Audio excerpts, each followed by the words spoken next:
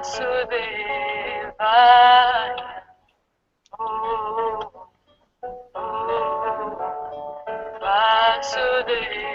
Vasudevaya. Om Bhagavate. Om Namo Bhagavate. Om Namo Bhagavate. Om Namo Vasudevaya. Om Namo Bhagavate. Om Namo Vasudevaya.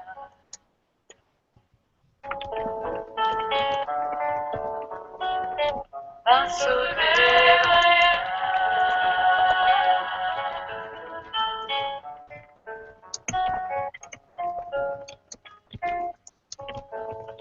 Namo Bhagavate. Om Namo Bhagavate. Om Namo Bhagavate. Om Namo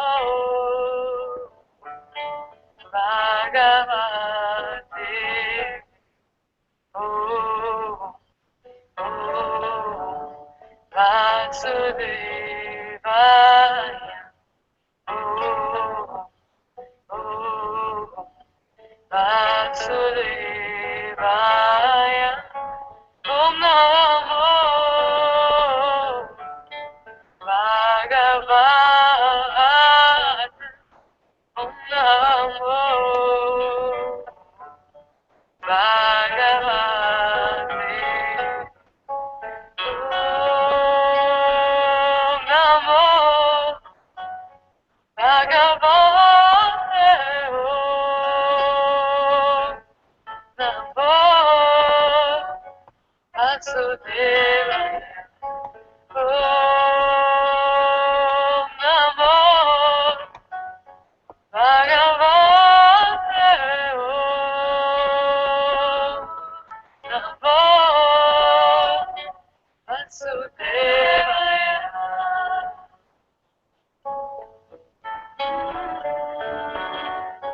Vasudevaya.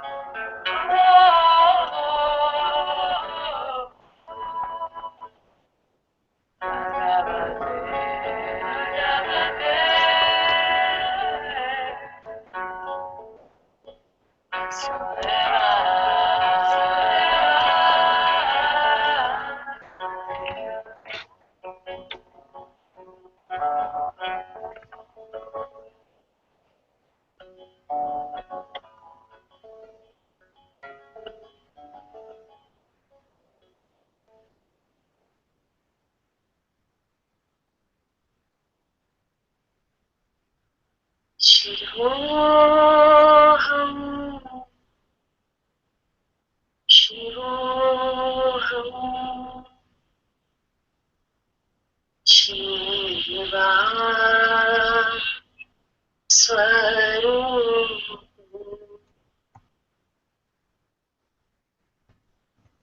Shivoham, Shivoham, Shiva Swarup.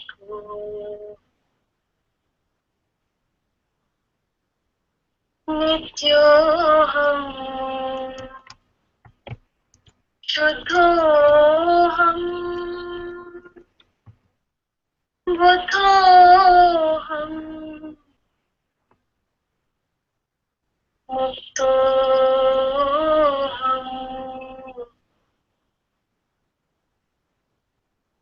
नित्योऽहम् शुद्धोऽहम् बुद्धोऽहम् मुक्तोऽहम्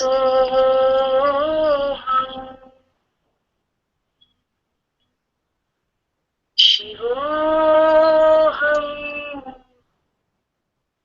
शिवोऽहम् शिवा स्वरूपो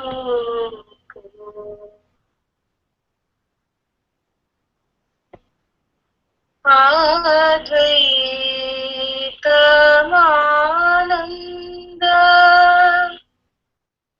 रूपम् अरूपम्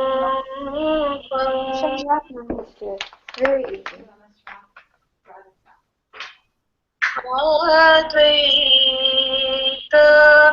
अद्वैतमानन्द रूपम् अरूपम्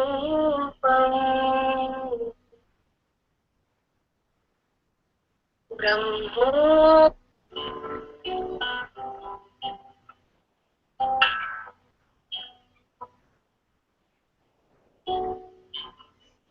Ananta, beloved Father Guruji. Ananta, beloved Father Guruji. I bow at your lotus feet. I die at your lotus feet. My heart belongs to you.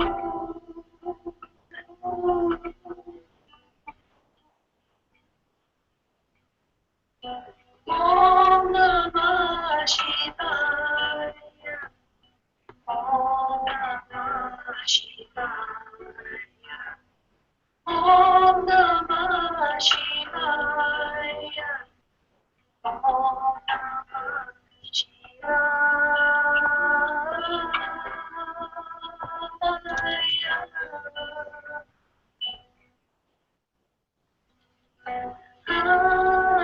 Ananta-ji, beloved Father Guruji. Ananta-ji, beloved Father Guruji. I bow at your lotus feet. I die at your lotus feet. My heart belongs to you.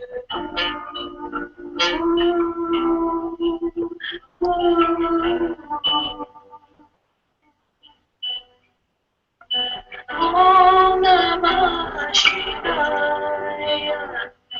Om Namah Shivaya. Om Namah Shivaya.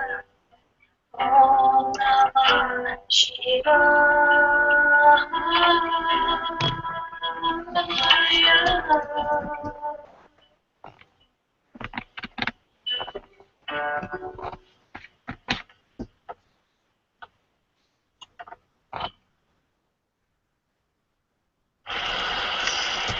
Sarva Mangala Mangalie Shive Sarvata Sadike Sharanye Trayambake Gauri Narayani Namostute Narayani Namostute Narayani Namostute Sarva Mangala Mangalie Shive Sarvata Sadike Sharanye Trayambake Gauri Narayani Namostute Narayani Namostute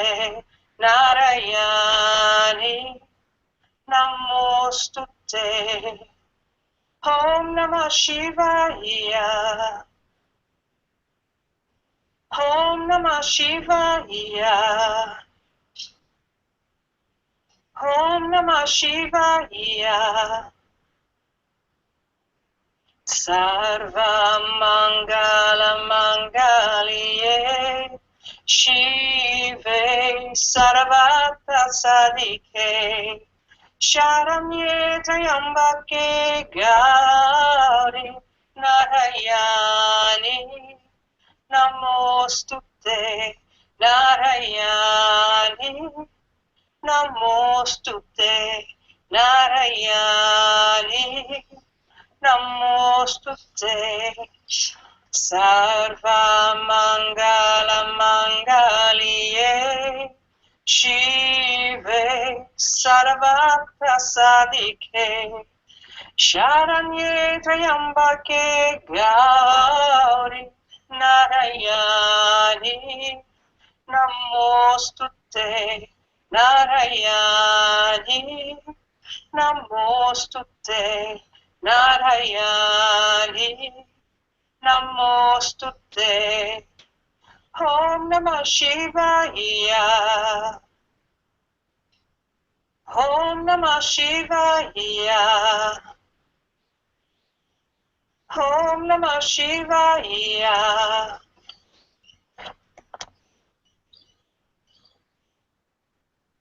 Om Namah Shivaya. Om Namah Shivaya. Om Namah Shivaya. Om Namah Shivaya. Om Namah Shivaya. Om Namah Shivaya. Om Namah Shivaya. Om Shivaya. Shivaya Namo. Shivaya Namo. Shivaya Namo. Om Shivaya. Om Namah Shivaya. Om Namah Shivaya. Om Namah Shivaya. Om Namah Shivaya. Om Shivaya. Shivaya Namo. Shivaya Namo. Shivaya Namo. Om Namah Shivaya. Om Namah Shivaya. Om Namah Shivaya. Om Namah Shivaya.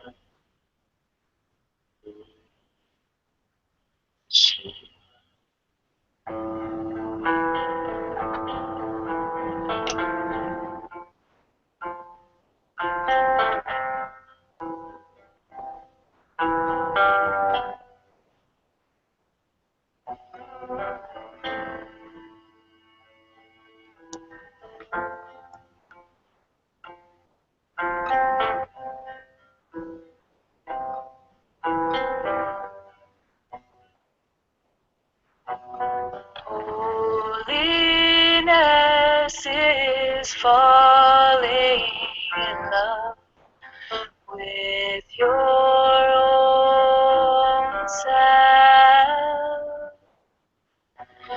This is true devotion. This is love. God.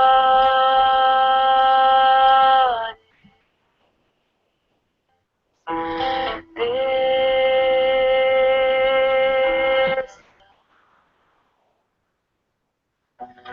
when this love has no intent and goes nowhere but to itself, it will reveal itself to you,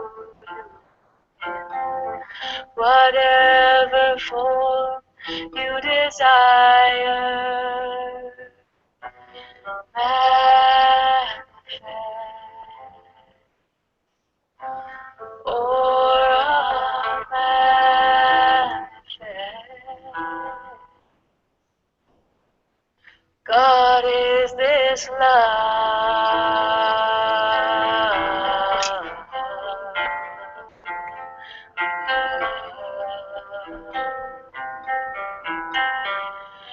God is this love.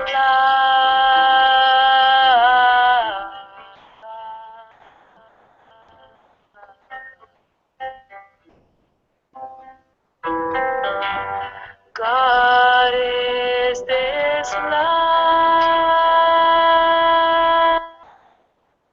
This love is God.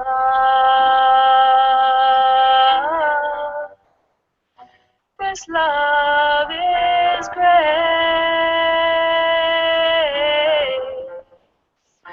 This love is grace.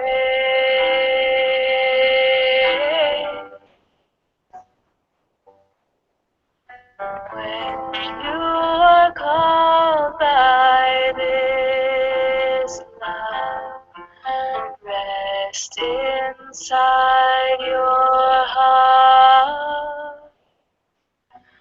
For this love is pure and true. It is you, just me.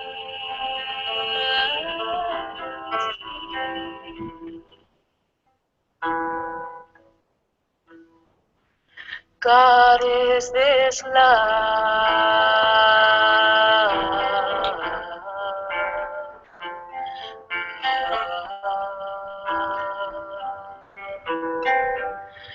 God is this love.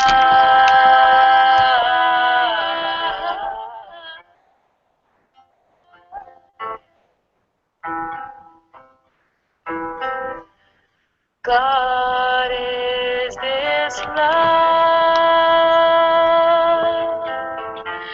This love is God. This love is you. The table so she can watch. Yeah.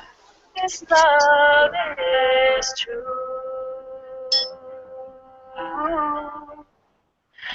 This love is grace.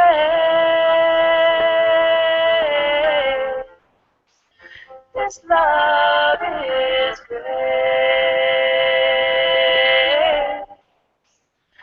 This love is God.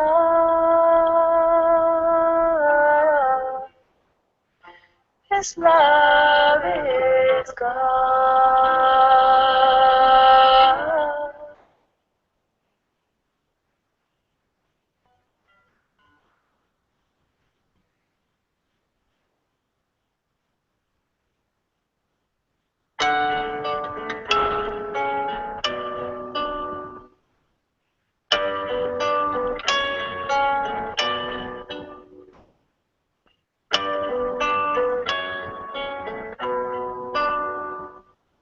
give nothingness to nothingness. Take me away until only I.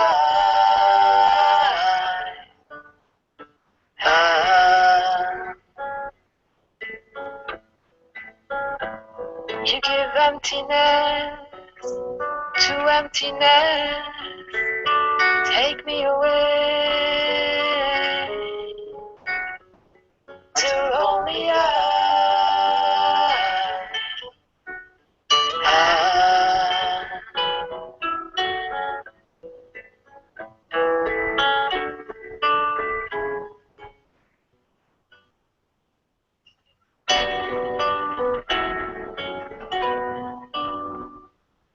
Before a wave rises, it is ocean. Before desire moves, it is emptiness.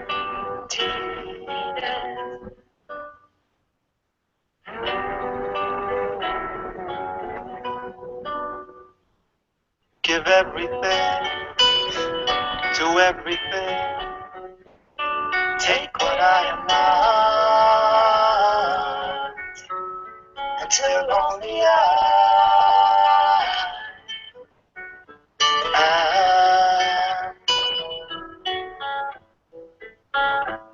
You give nothingness to nothingness. Take me away until only I.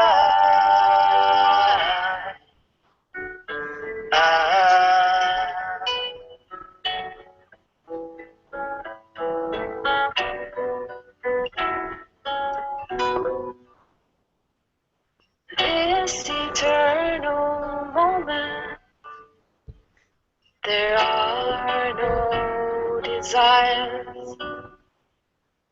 Just keep quiet and see what you really are.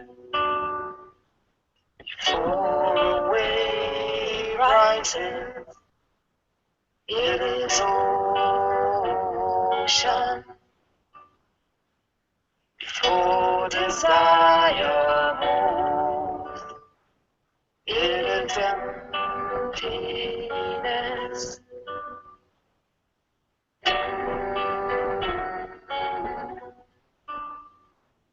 You give nothingness to nothingness.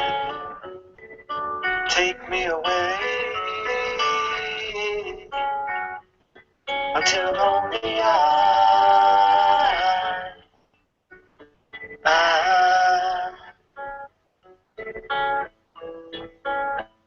You give emptiness to emptiness. Take me away until only I.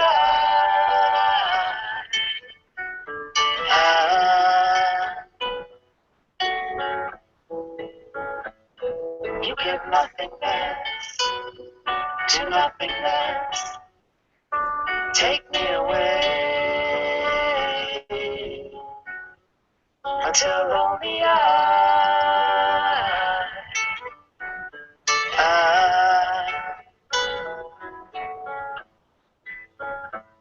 You give emptiness to emptiness. Take me away until only I.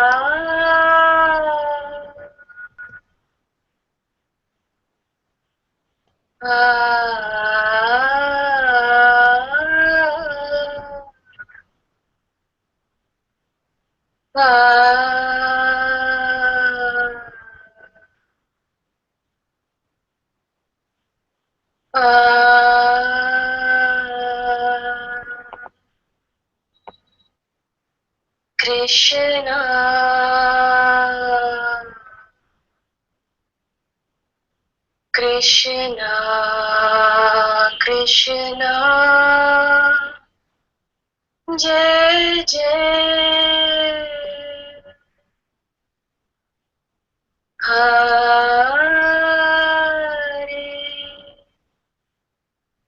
Rama,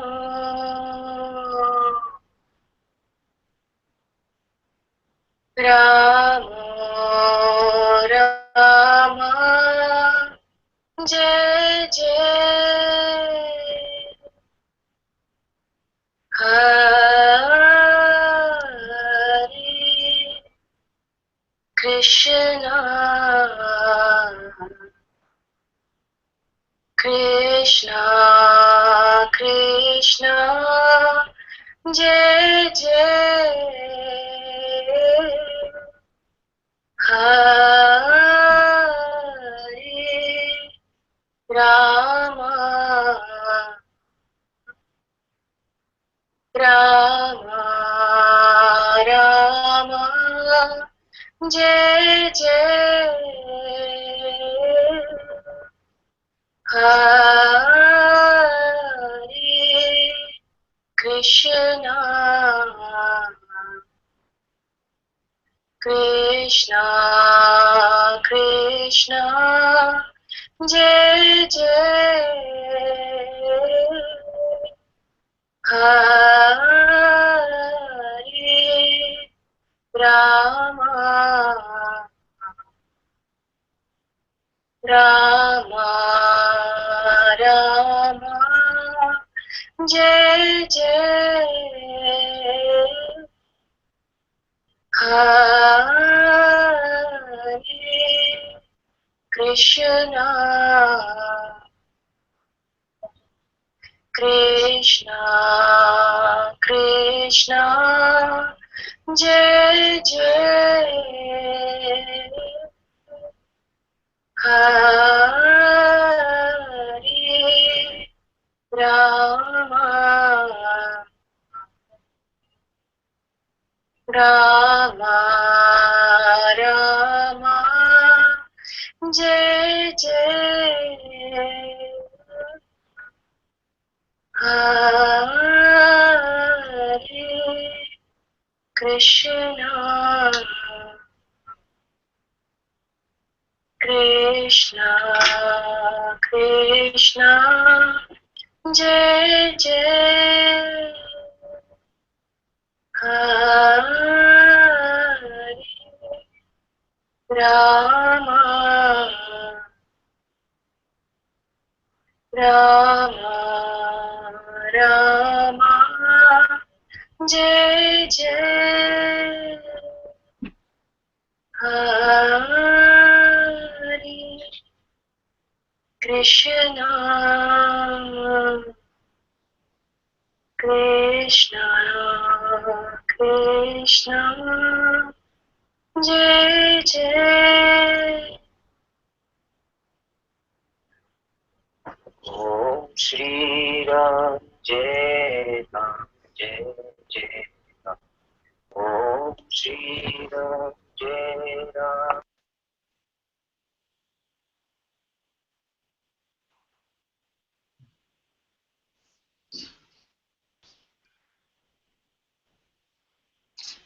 Namaste everyone, and very warm welcome to Satsang today.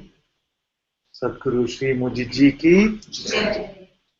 Satguru Shri Ananta ji ki Jai. very warm welcome to all of you in the Hangout and on YouTube as well. If you're in the Hangout, you can ask your question by unmuting your mic. And if you're in YouTube and you have a question, you can put it there and we'll have a look at it. We might not read all the chats like we do every day in the online satsang, because this is the in-person satsang, but we'll definitely read all the strong questions that you might have. I hope the audio is okay, although I know that audio is a bit challenging when you ask from there, they're not able to hear online, so it's good if you can come up now, so it's closer to the computer also, but it's okay if you want to ask from there, it's fine.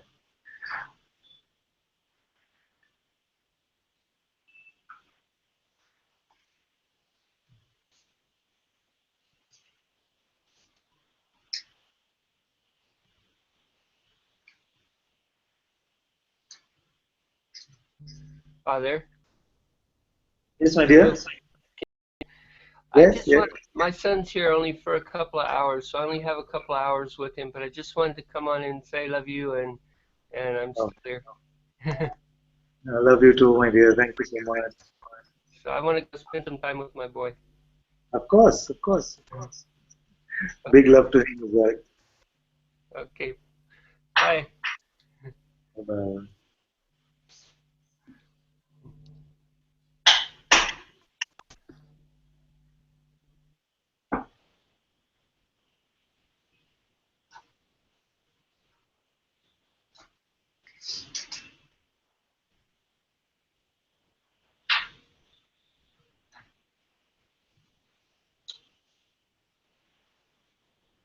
Sometimes it seems like we become too used to being seekers because we get too used to seeking something. Our entire life seems to be after going after something, then achieving it, then going after something else, achieving it, or not achieving it. So that either way, there's always some goal that is being chased. So when someone comes and says, but you're already that, all you have to do is just find out what is here already. Then to us, initially it seemed like it is not a very satisfying answer. And what am I supposed to do? Where am I supposed to go? So instead, I would like to say today is that just for this little more than an hour that we spent together, forget about getting somewhere, forget about even understanding something. Forget that you will learn something new also. Because this is what are we talking about? We're talking about self-realization. And if it is self-realization, what can somebody else tell you about it? It's realization of your own self. And where is the self? Where can it be? It already must be your own self, isn't it? So if it's already your own self, then in this dropping of effort, dropping of trying to understand or go somewhere else, you might discover what is already here. So all that is going to be pointed to is to point you to what is already here without even picking up this concept of I. Completely in your power to not even pick up the concept of I.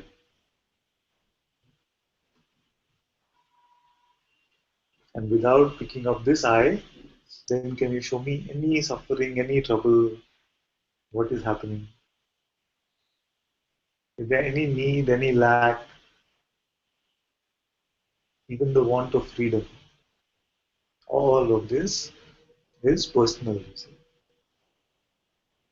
You might feel that it's something very glorious, but all of this is personal. But without touching this I, then there is no person. If you don't touch the I concept, then what is here?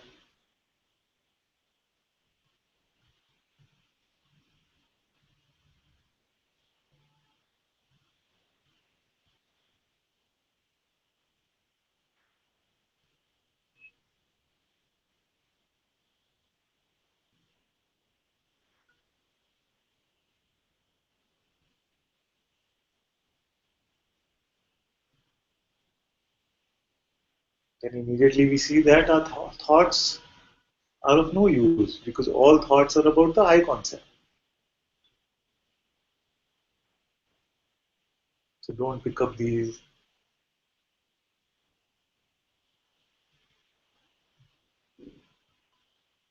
Is there any thought which is referring to you as something else other than a person or the ego? All thoughts are only referring to you as a person. So just for a little while today, we spent many, many years listening to this voice of the mind. Can we, for a little while today, not listen to this voice and listen to the voice which is coming from here?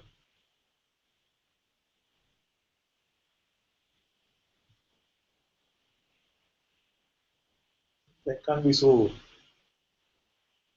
much of a sacrifice. We had many years and we will have many years after this also. If we choose to pick up this voice of the mind, we can always pick it up. It's not going anywhere.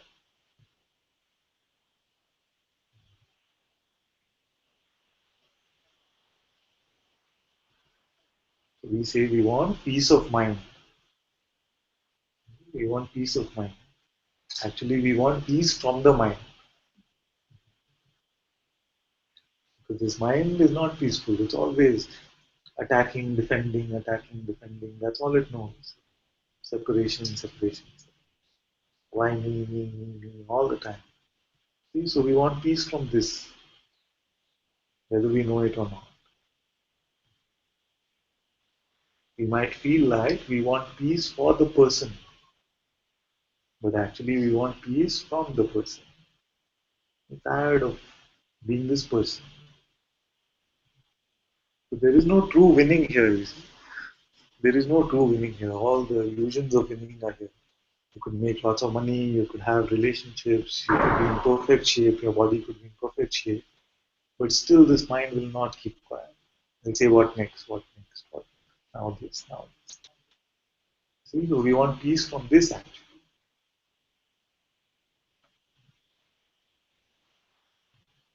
We feel that feeding it, like there's a barking dog, and you feel that if you keep feeding it, then it'll keep quiet. So it's barking again and again. So you give it money, still keeps barking. You give it relationship, it still keeps barking. You go to the gym, it still keeps barking. There's nothing that you can do to keep it quiet. And actually, we are tired of this. We're tired of this noise. We're tired of this noise within our own heads. It seems like it's in our own head. And the peace that we are looking for is the peace where this voice is no longer strong, no longer meaningful. Look back at our lives. Let's look back at our lives. And can we point out those times where we had the most peace?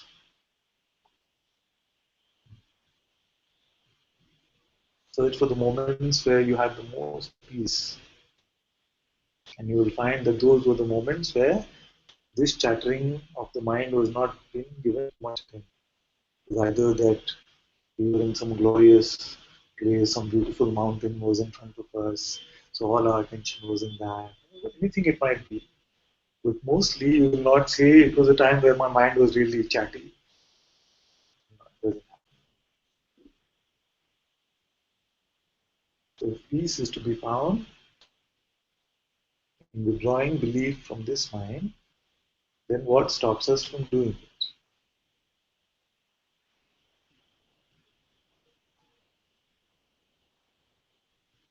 The only thing that stops us is that the mind itself is so tricky that it keeps coming up with new concepts. I was telling some of you the other day that in one of the silent retreats that I'd gone to, the mind played a new trick. It started giving business ideas.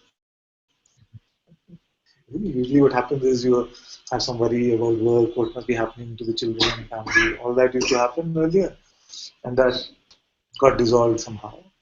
So, in one of the retreats that I'd gone to with Mujiji a few years ago, then he started giving business ideas. Leave this retreat, you go start this business. Where's Muji going? He's here only. You can always come back, but this is $1 billion idea. So it knows all these buttons to push. Even now, it might be saying something. Even now, it might be saying one. So this inner judge is sitting there, and it will be listening to the words coming here. You're referring these words to it, saying, "What do you feel about this?" And this voice could say, "This makes no sense." And if this voice says it makes no sense, you might believe it and say it makes no sense. Or the voice might say, yes, this is good. And if you give belief to it, then you'll say, yes, this I like because it's good. So we're dancing to the tunes of this internal judge. That's why we say in Satsang that for some time, they don't give.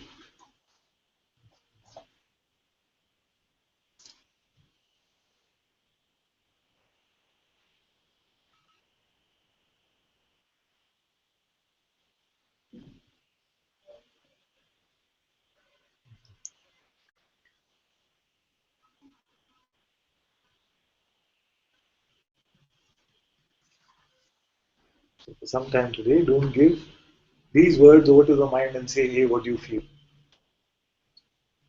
I'm not interested in impressing your mind. And I'm not interested in whatever judgment it might have about you. I want to meet you in the heart as one.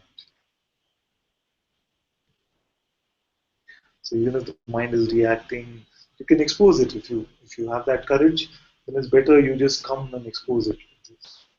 That I find that what you're saying is nonsense. It just makes no sense. This is good.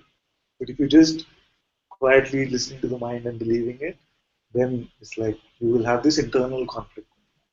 So at least for some time, just let it either flow through or you expose what the mind is saying. I don't take it personally.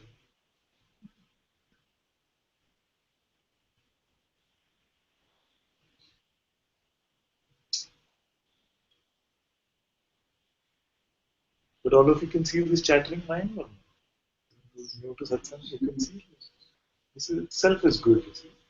Because most of our life, or most of humanity, it seems to be that the mind has become synonymous with me, with I.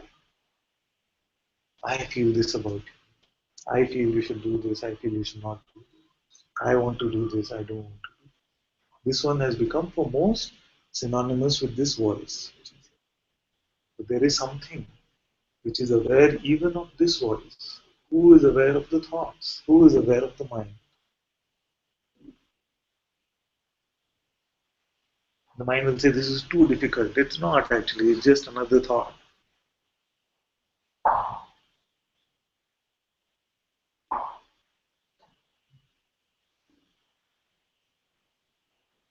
Just watch like this, all the tricks.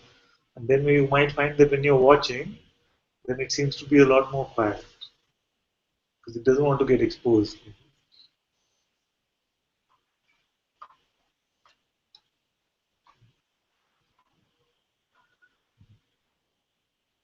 But don't be resistive towards your mind. You said that don't believe these thoughts, but doesn't mean you try to stop them. You see, so a thought itself will come and say, see, your satsang is getting spoiled because the mind is too noisy. It's not like this. We are not resisting any thoughts. Let them come, let them go. They create more trouble.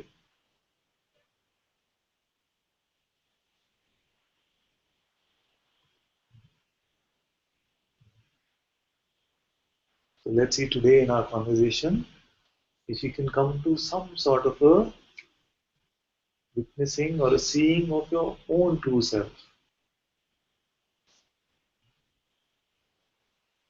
Whether it's your first satsang or you've been here for the last 2 years, doesn't matter.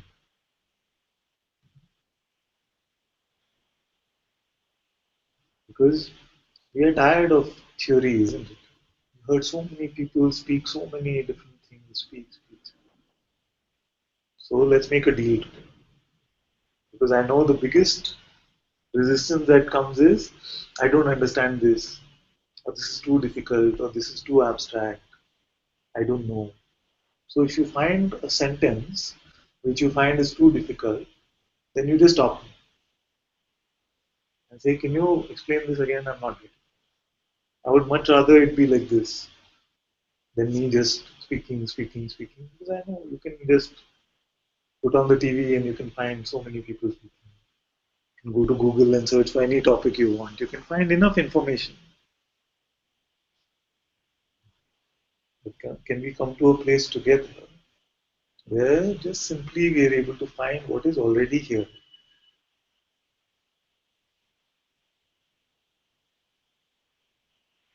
Is that a deal or not? What is the deal? You stop me if you don't understand something.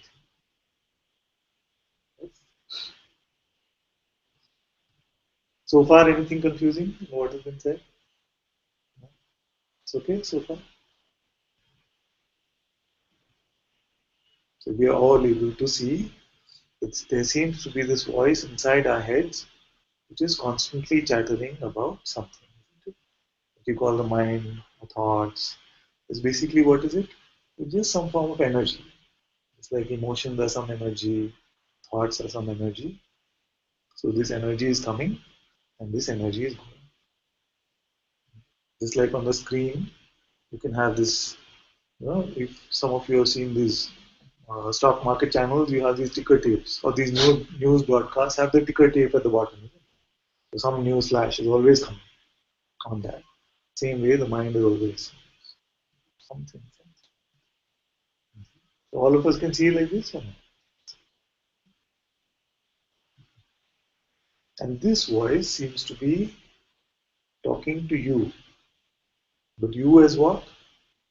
It's talking to you as a person. Yes? It is not speaking to you as consciousness. It is not speaking to you as awareness. Don't worry about these ones. So, but it is talking to you as an individual, as a person. And you must do this, you must not do this, you must go here, you must not go here. Or I must, you or I. Use I go.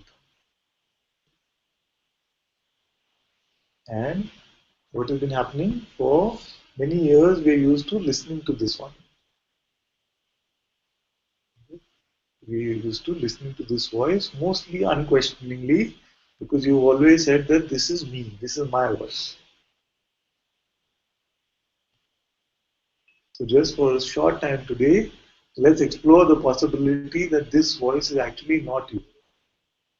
Open to doing that? It could be some resistance which comes which says, what is this nonsense? I remember speaking to someone, I was at my workplace actually, and we would get together in the evening sometime. And then we would have these conversations. Then everyone was very nice. And suddenly, after many days, this one person exploded, What do you mean? Whose thoughts are these? Where are they coming from? These obviously it's me. So good. This can happen because it seemed like an attack. Some of you might be feeling that in this simple looking and asking whose voice is this seems like an attack. Something might start already feeling threatened. And if that is happening, you can also tell me.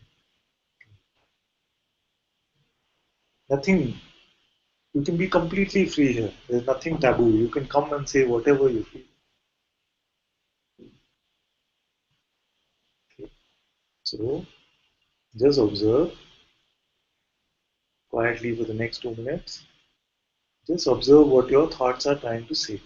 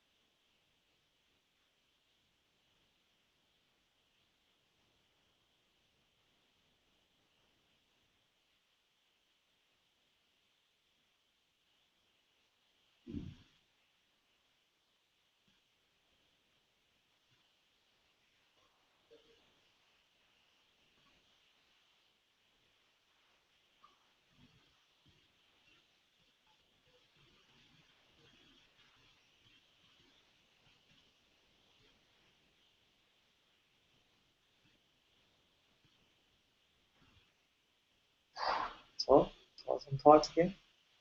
No thoughts came? Negative thoughts. Yes. Negative, yes. We are not saying positive. Any thoughts? What are they saying? Huh? See, you can see it. Negative. Like what? Oh, some fears. Like this. What else? Thoughts come. And all of you must be having. So, if you have some fear of exposing them, don't. It's okay. We all don't feel. See, the first thing is that we feel that I have the worst type of thought. And I'm too scared of exposing them because my thoughts are the most rotten. I have the most vile mind. All of us have this belief. You see, I pretend to be very nice. Actually, my thoughts, they are the worst. But I can tell you, if you start sharing, you will find everyone has the same kind of. The mind is like this. So it will not shock me. It will not shock me. Whatever you say, I know it. Like this one man who came to Satsang with Mudiji and he sat up and he said, Guruji, I saw you in the chai shop outside and I was sitting with this cup of tea. This thought came, I want to throw this tea at him. Like this. All this. So we are not concerned with the quality of the thought. We're not concerned whether it's good, bad, because it says nothing about you.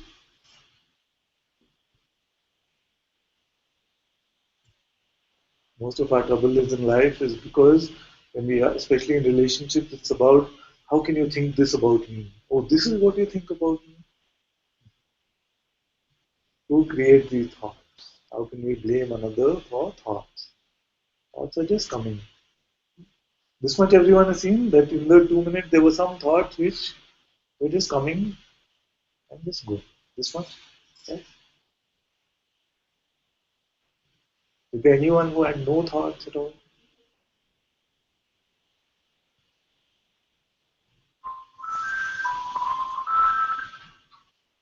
Anyone in the hangout who had no thoughts at all? That can happen like that also sometimes, where when you're especially looking for them, then you find that their number is reduced. Okay. So you find that, oh, why? How come? Maybe right now also when you go start, okay, tell me your next three thoughts. You start looking. Where are the thoughts? They can be like this. When you're open and you're not resisting, it seems like, oh, mind has become quiet. That's what That's what's happening. looking for thoughts. And the minute you try to run from them, they'll to you. We want the mind to keep quiet. Humans that had extreme fear. Yes. It was almost 2 3 days ago. It was unfounded fear. I don't know what was the reason. I felt I am going to explode. And then I did not know what to do. I was not in a position to share with anybody. Then I thought, okay, let me explore. Let me face it. Even if I explode, It's okay. 2,000 years. Okay. Then after that, I found that the fear has come down. This is it. You see, when we face our fears like this, and it's not uncommon actually. With the satsang with Mujiji, many have come and said, we have this fear that my head is going to explode. Muji said, it'd be very good. I've never seen a head exploding. So when we face, we laugh at the fear, then it just starts dissolving. Otherwise, we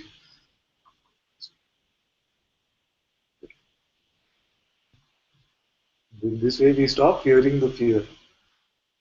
So even fear is allowed, not resisted, then you see it can't do anything. It has no power. When we stop resisting our image. But still, I get some fear. That fear is there. And when I observe those fears, it is a belief about me, what I am having. It gets shattered what I am. That is the thing that is there, still there. I am not able to overcome that. What is this? Expose the main belief. What is the root of it?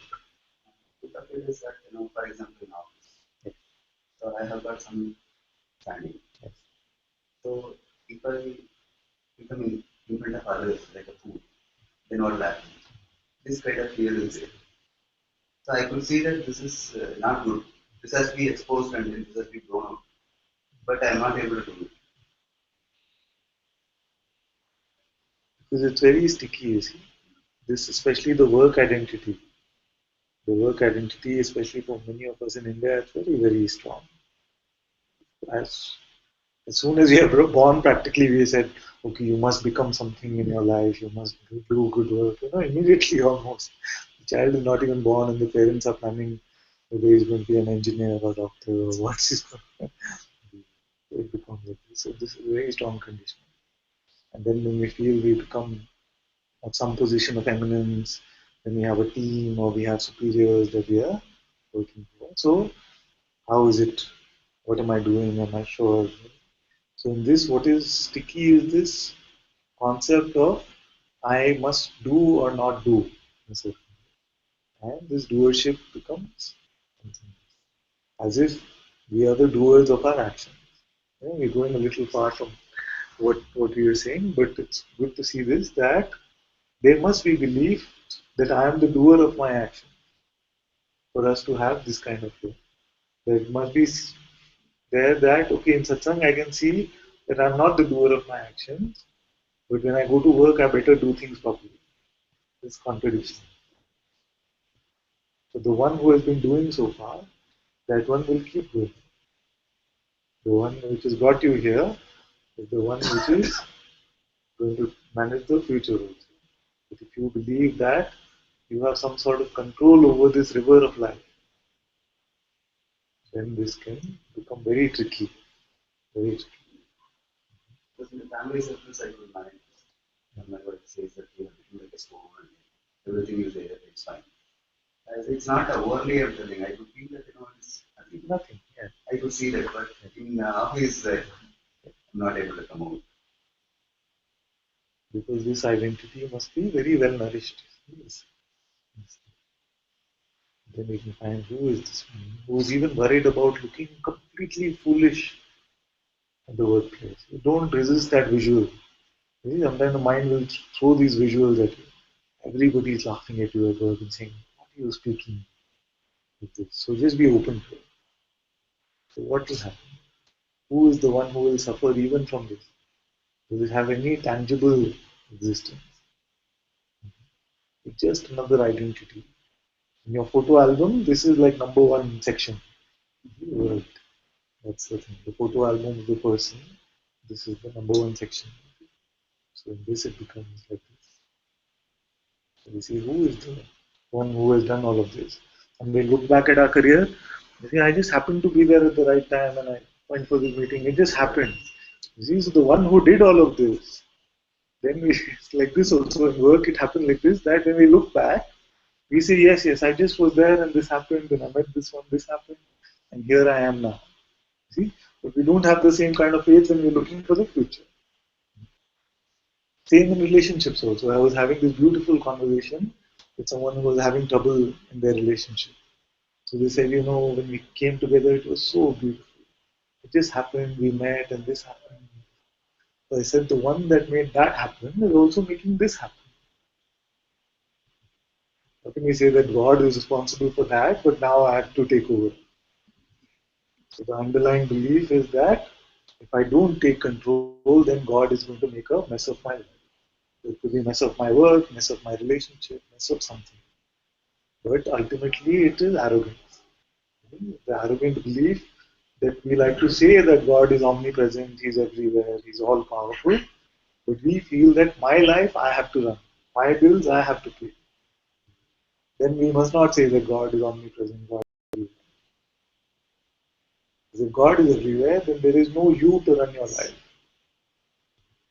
There is no you to do your work. But what convinces you? What convinces you means what? What convinces God Himself to start believing this personhood? It is only the lure of these thoughts. So now we are coming back to where we were, which is to say that these thoughts are coming. And what are they doing? They are convincing what is here that you are a person. And you must take control over your life. What does it mean? You are a person means you are an entity, which is like a body-mind entity or a set of concepts that you are. Many of us, when I ask, will say, but I have too much belief that I am the body. When we start questioning this, we see that this is not true. Because if I say, okay, just list down your last 10 problems, only maybe one or two might be body related. The other might be related to do with some relationships, some close people, some money, some work. The body is unconcerned with all of this. So then whose problems are these?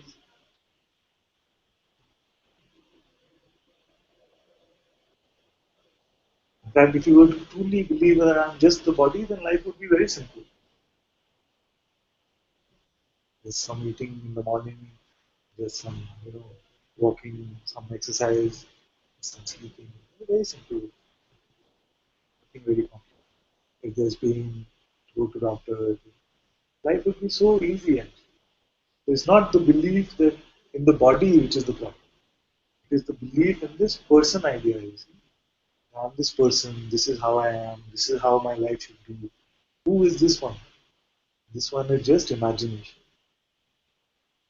Okay, I took a lot of leaps and you made a deal with me. So everyone has understood now so far.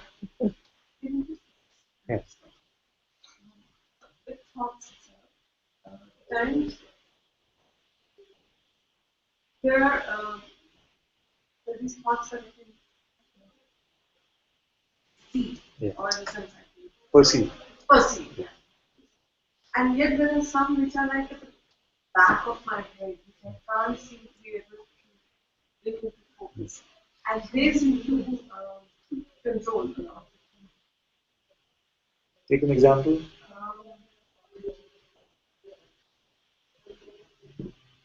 Close this door.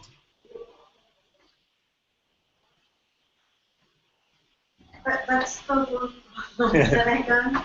It's like they're in the background and I can't seem to be able to, bring it into focus or look at it enough to be able to then delve into it. So sometimes it happens that after you've been in satsang for some time, then these thoughts are no longer even communicating as words. They just seem like some subtle energies. Subtle energy, not able to decipher what they're saying, but seem to be some this thing. And it's not a pleasant. Yes, yes. It's the same. It's like your thought is coming from this load of energetic separation energy. Then it seems like it's run out of words because you're not believing any of the words it's saying. But that energetic principle still is there. So it comes just as energy itself. You see, but this cannot last. If it's like this, then it cannot last. Then it's the final things, dregs of the mind, where you're not even able to decipher. It's something unpleasant. It seems not comfortable or something. But that will also get washed away, cleaned up. So, no, not to worry. Not to build more thoughts about these thoughts, about these energies.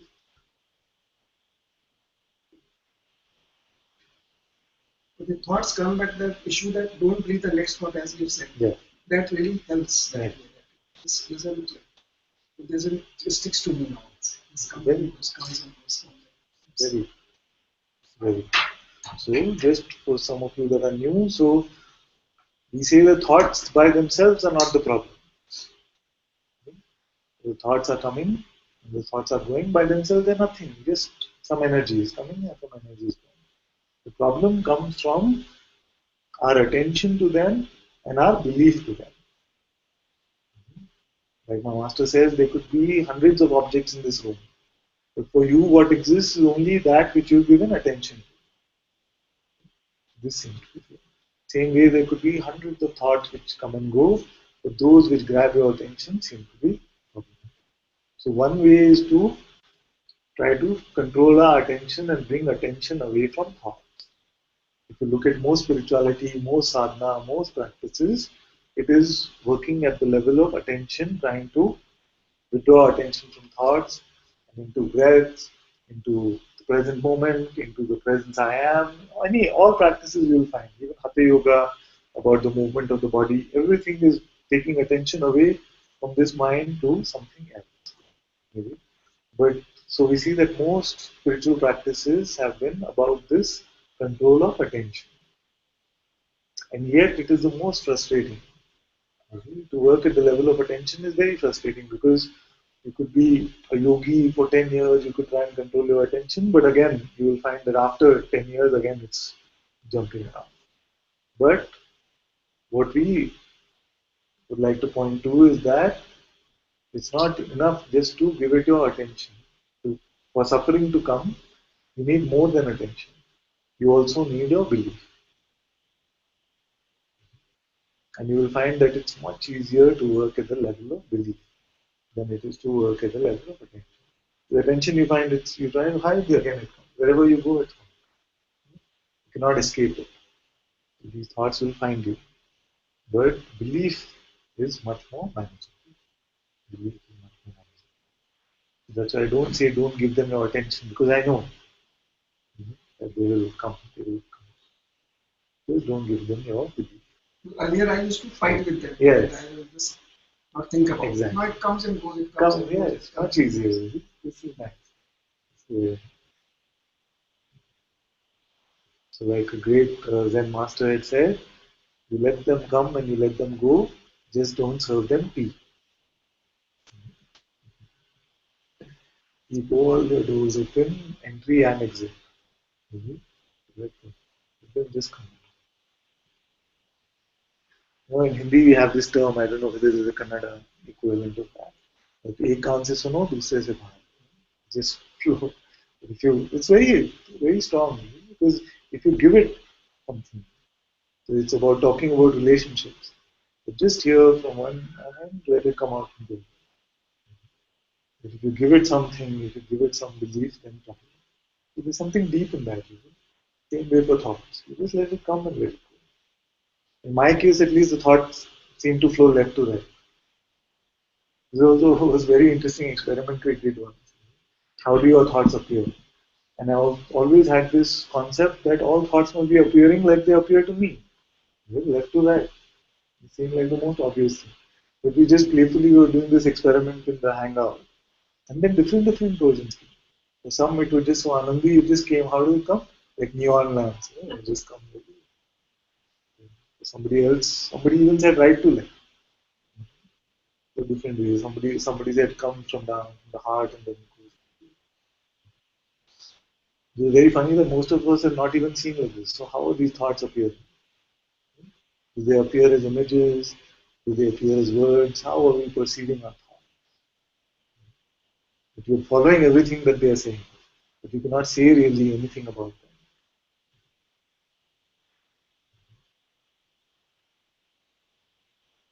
So you can just come, whatever way they're coming, left to right, right to left. You just let them come and let them go. And in this simple thing, this simple pointing, is the end of all suffering. This itself is the end of all suffering. And the thought itself will come and say that it can't be that easy. But let this one also go. And you can play with this, experiment with it. I have never said for anything, take my word for it. Play with it. This, you want to be free from suffering right now? Don't believe your next thought.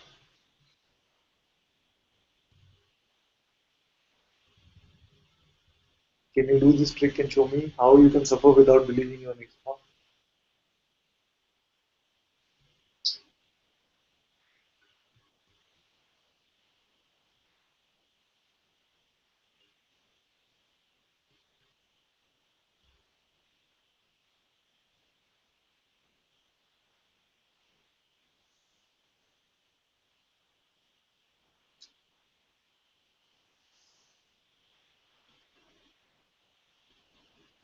We do like this sometimes. We say, okay, let's play this game where I won't believe a thought, the next thought, you won't believe the next. Whatever you pick up, whatever you believe, you just put it in front of everyone. Think this, I believe this. Can we play like this? Even on the Hangout, we can play. On YouTube also, we can play. Because I know what the mind is saying. The mind is saying it can't be that easy.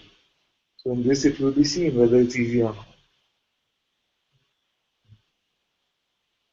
So now, starting now, don't believe your next thought, whatever is coming. Don't try to stop anything. Let all thoughts come. Be completely open. Even wait for them with wonder. Oh, I wonder what the mind is going to say next. Even this is okay. What's it going to say? That's good.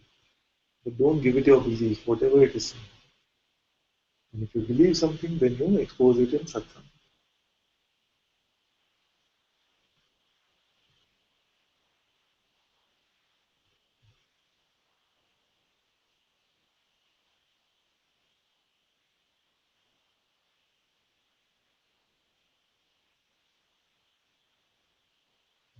And it's supposed to believe what you No, don't believe it. have to believe it. Yes, say, then this one you must say. What do you have to believe? I'm going out for dinner, Yeah. and I have said that I'm going to take this natural coconut Yes. flavor. Yes. So I have to believe that it's okay. On my way back, I need to pick it up. Yes, So I want to believe this is that very good that you expose like this, because you somewhere what you're saying is that unless I believe this thought, I will not pick up that ice cream or whatever it is supposed to the shop is closed. be. Okay? But right now your hands are moving, your mouth is moving. Are you believing thoughts to do that? It's just happening on its own. So you will find that this also is just a play of the mind. It convinces you that for you to be productive, for you to take the action which is required in life, you need to believe me. And maybe one of the reasons why we have satsang on Saturday is that next day usually is no work. So on the next day we can experiment. I mean, Ajivji also experimented with this one. And we say, okay, tomorrow don't believe the thoughts, and you find out if you become a vegetable, don't do any productive action, or will you see that all actions still continue on their own? There's a deeper intelligence that is running your life. It is God which is actually running our life. You don't need the intervention of the mind. And even the ice cream will get picked up or not. Even if irrespective of whether you believe the thought right now or not, whether you forget at the right moment or not is up to God or whatever, isn't it? So you will see that this is very troublesome. This planning for the future, strategizing, I better remember to do this, what's happening with kids, I hope they're studying, all this kind of stuff can come. All of this. But this is what takes us away from peace of mind. This is that same concept which is that God is going to mess up my life if I don't rely on my mind. And even this, play with this, experiment with this, and don't even do it very seriously. Tomorrow you say, okay, I have half an hour. This half an hour I'm not going to believe any thoughts, and let's see what happens. You don't believe any thoughts of bad. Any thought. Because even this judgmental which is coming and saying this is good, this is bad, is also the mind itself. And even this picking up of ice cream earlier, it used to be more of a fight between two people. Go. Whereas the devil Because there's too much stress right now. Yeah, but automatically it keeps on falling into place. What is meant to happen Yes, will it happens. It keeps on falling. You see, and the mind comes and says, but this means that you can be completely passive, or you can go around just killing people or something like that. What is the sense of responsibility? All this is actually nonsense. Actually, it is nonsense, because you will find that in that time you will decide that I'm not going to believe. You will find that life is still moving smoothly. But what you might find is that it's impossible to suffer. Without picking up belief and thoughts, you might find it is impossible to suffer.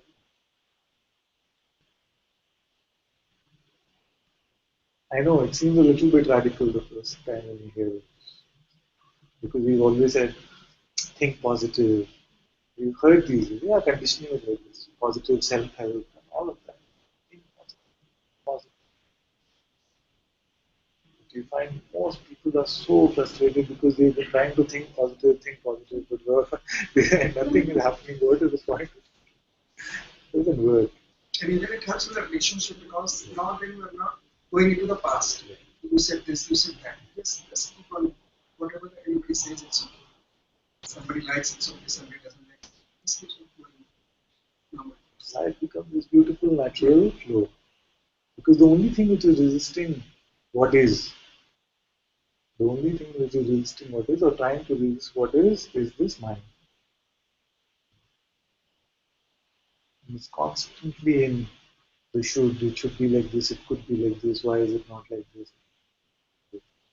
Then we spend our entire life following this monkey mind, and then at the end of the life we wonder, so did I even look at a flower properly without listening to my mind about what the flower is like?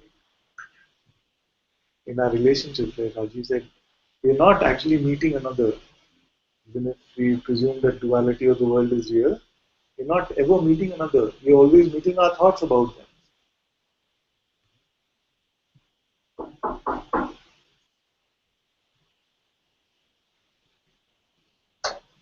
But right now, especially because we're here first time, it might be that this mind might come up with a lot of resistances. You see, it can't be like this. This is too something.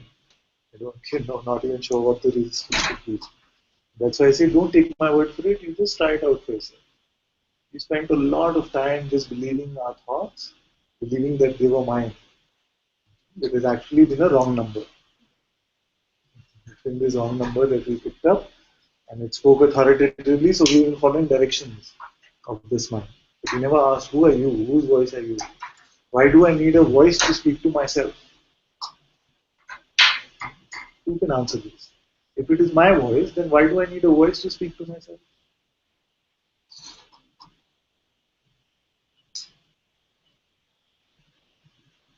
So in the wrong number, you must say either who do you want to speak to or who is it that is speaking. If we ask either of these questions, this Maya cannot continue.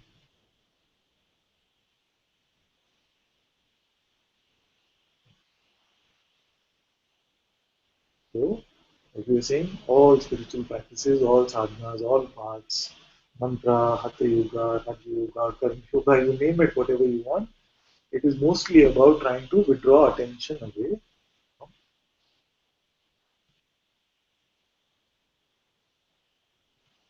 Because both attention and belief are needed for us to suffer.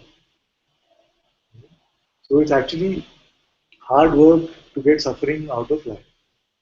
This might be a new concept again. It seems like the Buddha said the world is suffering. It might seem like a new concept when I say that it's hard work to suffer here. Why is it hard work? Because you need to do this. You need to not only give it your attention, you also need to give it your belief. And if it's allowed to just pass through, come and go, you cannot suffer. Can you suffer without believing a thought? Show me some suffering. Don't pick up a thought and show me how you can suffer. Even with body pain, unless you say that this should not be here, it's too much, not suffering. It's just sensed, it's felt as energy. I'm not saying pain will not come. Pain will continue, but you will not. It is the suffering comes from our belief in the thoughts about even pain. There is never too much pain. If there's too much pain, you lose consciousness. But the pain which is there while consciousness is there, that is manageable. That can be handled. What can't be handled is this. This should not be there. Why me only? Why is my body like this? Oh, I didn't take care of it. Now I'm old. All these things.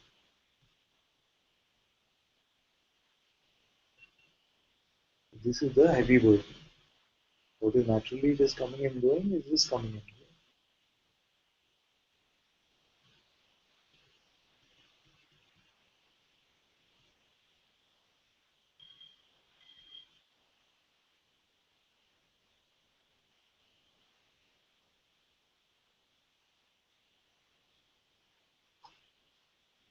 Okay, so let's go back now to not believing the next part. And like this only, very good. Like this. You can expose what is it that God believes.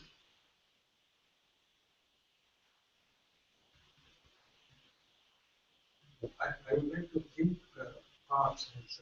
When I'm walking on the road, Yes. so many other people are also walking on the road. And I'm not at all bothered about them. When I walk, remain still.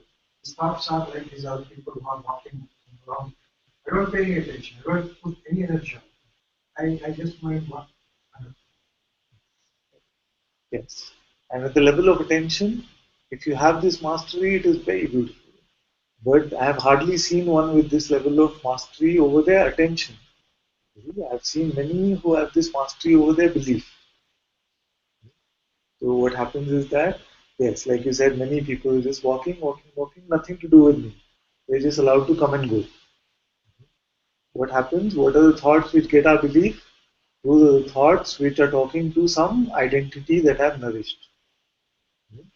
So if I say that you can never participate in the Olympic Games, will this hurt you? It mostly will not. I don't know the history, but mostly it will not, unless you're an Olympic athlete or something. See, there's no, for you, there might not be any identity around being in the Olympics. So it will not hurt you. But if I say, do you have children? I have this. So if I say you're a horrible father, something really pinches, isn't it? It is because we have nourished this identity of being a good father.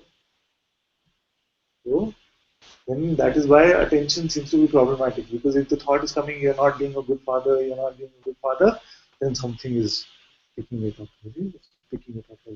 Why? Because there's this father identity. And then you say, I'm going to withdraw my attention for it, it seems difficult. It's just, that's why it's better then if there's some identity like this to see who is the father here. Is there a person here? And in this inquiry we find no. There's only the presence of beingness, and there's a seeing even of this. There's an awareness even of this presence. I can find no person here. Who is this person who is trying to take responsibility for being a good father or not? And in this way, then our deepest conditioning also can get burnt in the fire of satsang. And then the thought can keep coming, you're not a good father, you're not a good father. It's not getting any attention or belief.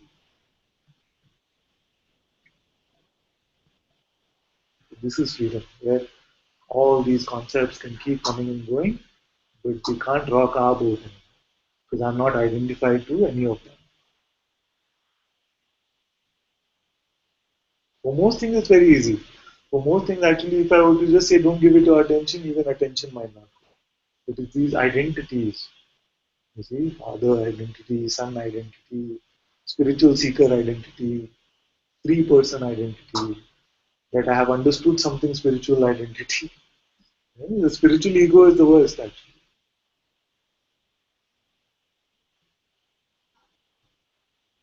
So recently, like I'm not been able to find the secret at all. Yeah. So in fact, I've been like I'm trying to hold on like something. I can see that trying to hold on to something from nothing going on, but the seeker is gone, and that fire for like It's truth, is or whatever. is not there, which I am so.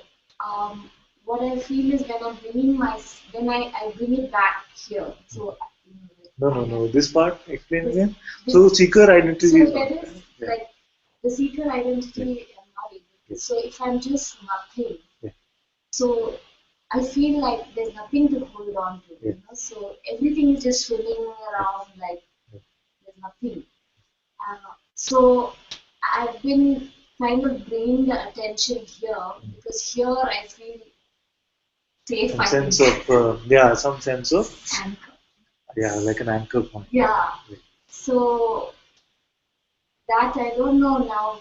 When you're saying that, just let it go. That's like being nothing. You know? So what is a? I don't know if I should bring. Yes, but even in this, then you are inventing the seeker. Yeah. So I'm kind of trying to hold on to some sense. Now let it go. Let it be nothing. Let's see, even if it wobbles, it's okay. Let it be nothing. Just let everything be.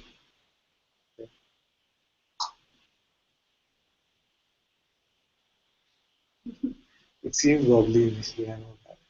But this emptiness which we speak of, it sounds very good as a concept. You know, when it comes like this empty, there's nothing. Maybe this beingness is here. Let me hold on. Like this, it comes. So it is the person actually which is trying to grasp onto this beingness. They can't let go. Like this branch, which is trying to hold on to the I amness now. Personal identity still is trying to. And I can see that the I amness also is just seen. I can see that very clearly.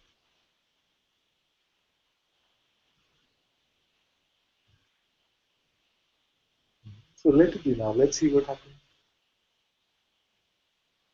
Don't even force attention back to I amness. Let attention also be completely free.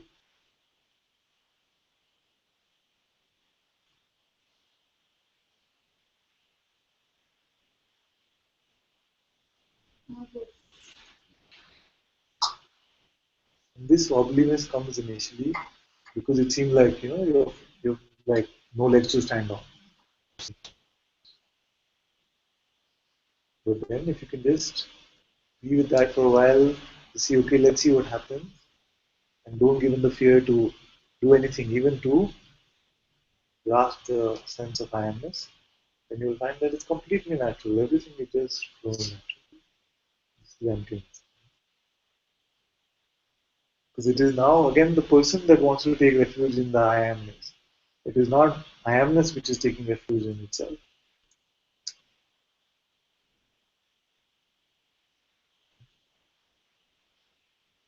So you let it pass, and with this, the fear can come in. It's scary. It seems like it's scary. Nothing else.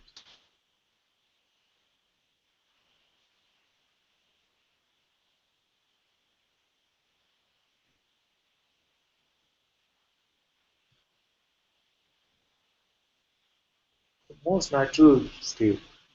It's the most natural state. Freedom is not even about trying to hold on to attention. Freedom is not a restrictive state where attention must now be only on the sense I am. When somebody rings your doorbell, no attention is going there. So attention can flow here, it can flow wherever it wants. Very naturally.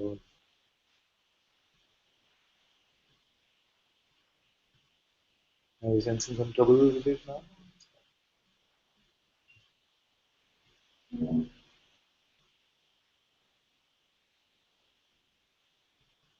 This is nothing. Absolutely.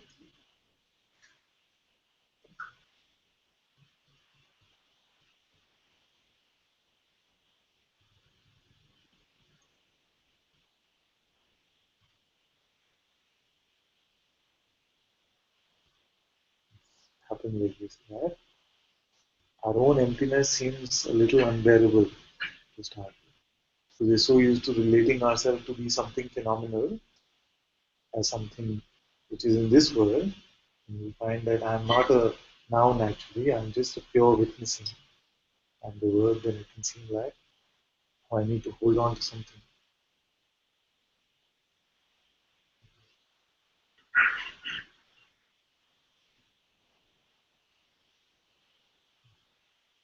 There's no words.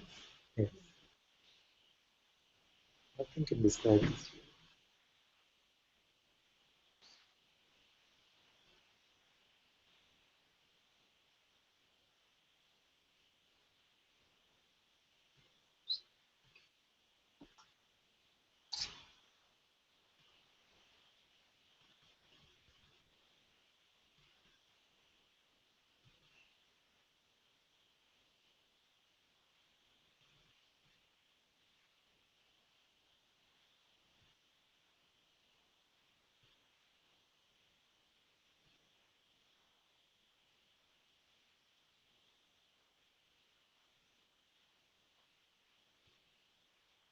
Something else got belief? I'm not able to understand. Yeah. It's that in our relationship, to, me and my son have. What And relation? I'm not supposed to say I. No, I didn't say that. I'm using I, isn't it? I'm saying don't. So your worry is that if I'm not I, Yeah, then what am I to my son? so it's like saying that I have discovered that I am God actually. Then now that I'm God, what am I to my son? God has no problem with all relationships, with any relationship. All relationships can flow very good, very naturally. But what you will find is that the expectations that this in my relationship, this one should be like this one should be like this. You're trying to control, just trying to grasp. This need will be dissolved. The love will still be present. In fact, there is nothing that you do to create this love. As a mother, did you create the love? No, it was just present on its own. That is not going anywhere. Love is always in service to your own presence. It will always be there. But the neediness, the expectation, all this will then be.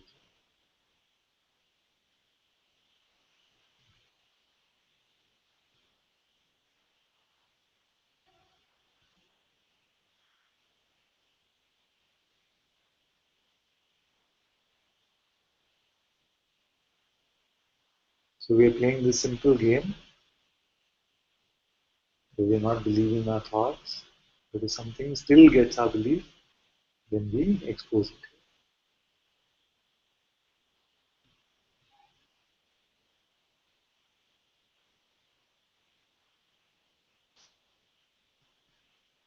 We are exposing the mind trick which says that to not believe is very difficult.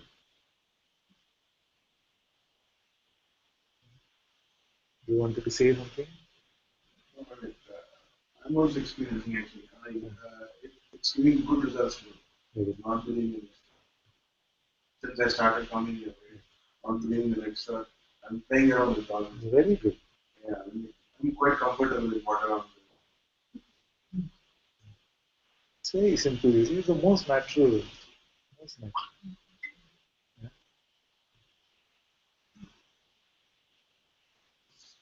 Let's see if someone is exposing something on the Hangout.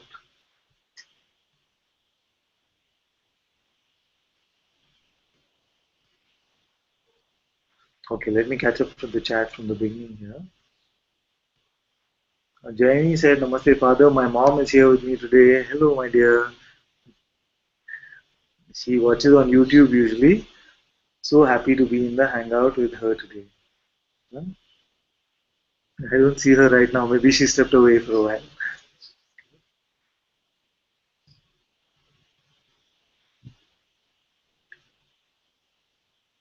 A Ninja 1978 says, I'm in the middle of crisis. I lost motivation to go to work. I'm on sick leave now because I can't go on there. I have depression and anxiety feelings. Don't know what to do. So this was in the starting of the satsang about an hour ago. So hopefully from what you've heard, it must have been beneficial for you. But if there's something that comes up after that, you can type again. Govil had said, hello, Father. Father, as you once said, that even if this world is real, you cannot find thoughts or person and body is totally innocent. But Father, how does negative thoughts, which are illusion, can affect your health like high BP or heart attack? Thank you, Father. This is all a play in this Leela. The Leela said like this, that you believe this thought, and that's why this happened, and now this happened, so you must now do something. So it's all just appearing like this. But even if you were to say it is as a result of this thoughts that this high BP and all happened, then what am I saying? Just don't believe your thoughts.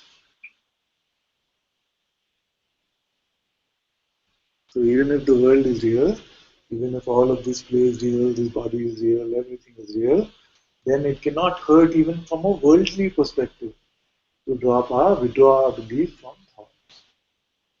In fact, many of you might find that there is no stress. Where is stress? Even the concept of stress might start seeming alien.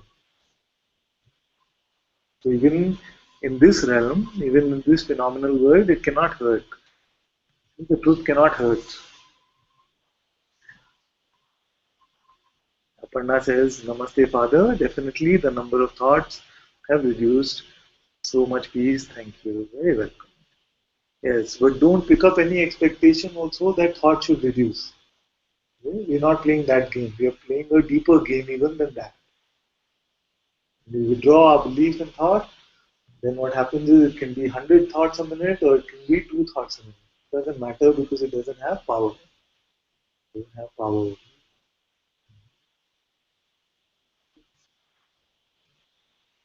Shanti says, suffering does not exist except as thought. Thought has no substance and refers to a non-existent thought of a person. Yes. All of this is just the afterthought of the Immaculate Conception.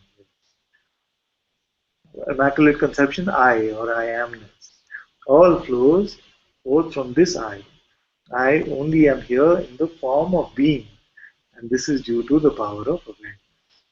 Very beautiful.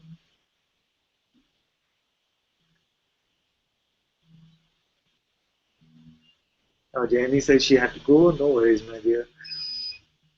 Yes.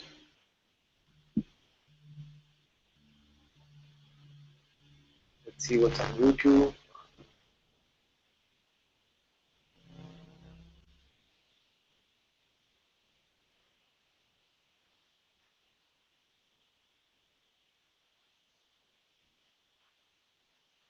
So Vani says, Namaste, Father. Father, the only thoughts left are about how meaningless this life is, how cruel it is, and how nothing actually matters. Don't believe these for sure. Maybe just the other day we were saying that in every moment there is so much wonder in this life. We took some examples of how wonderful every moment, just one flower, so beautiful. There's so much wonder in every moment in this life. So don't become no desire or aversion. This neutrality is so beautiful. If neither our desire or our aversion, we are picking up this person. Always a personal desire or a personal aversion. The mind cannot understand neutrality.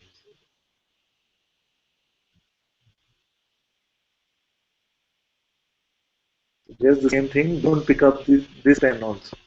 Not to pick up this pen. How meaningless life is.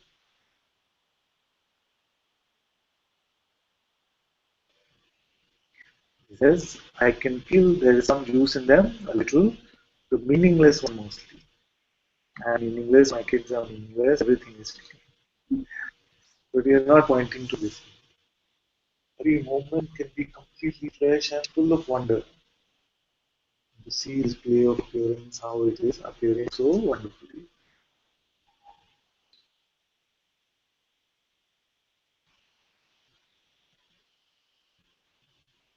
And then the juice seems to be in the sense of resistance to the thoughts. Don't resist even these thoughts. Just let them come and let them go, then flow.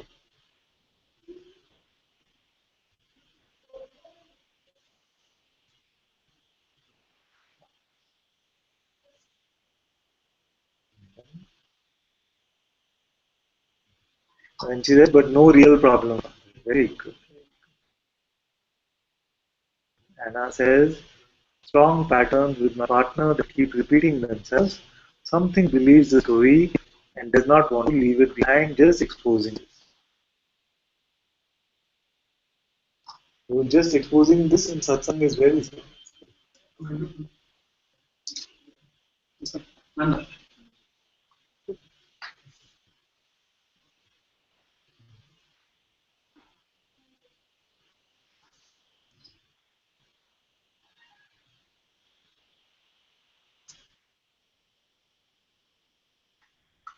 So did something get our belief in the meanwhile?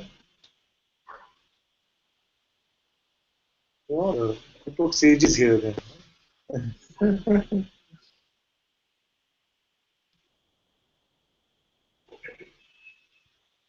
As simple as this. When you cannot believe this concept that withdrawing belief is difficult. Whatever gets your belief, there is an identity which is linked to that. And this identity can be exposed and we can see that the person itself is just imagined.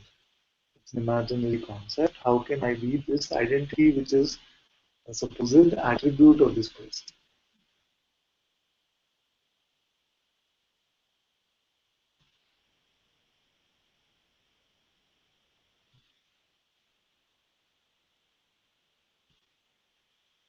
Many have looked for the person here in Satsang. Many have looked. But so far nobody has been able to find anything tangible. You will see that it's just an idea, just how.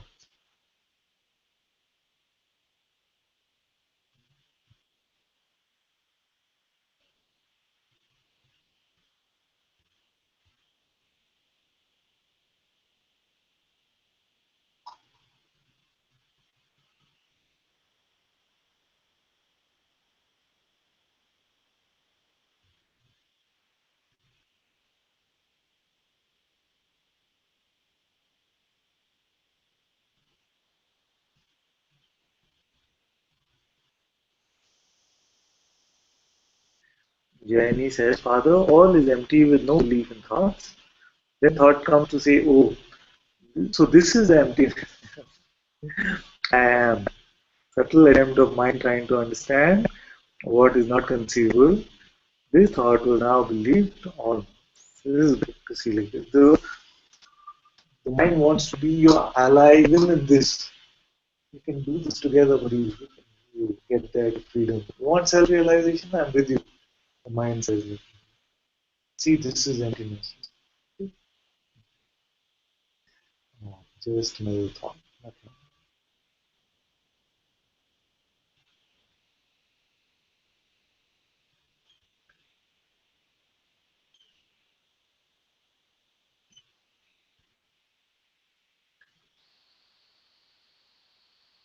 Then Satanga says, Dear Anantaji, the thoughts that got my belief now is the seeker one that says, I've still not got it. I have not experienced the truth. But others have. Just wanted to expose this identity is still hanging on. Thank you. It's very good that you're exposing it. Just because the others are not exposing it doesn't mean they're not believing thought. Believe me.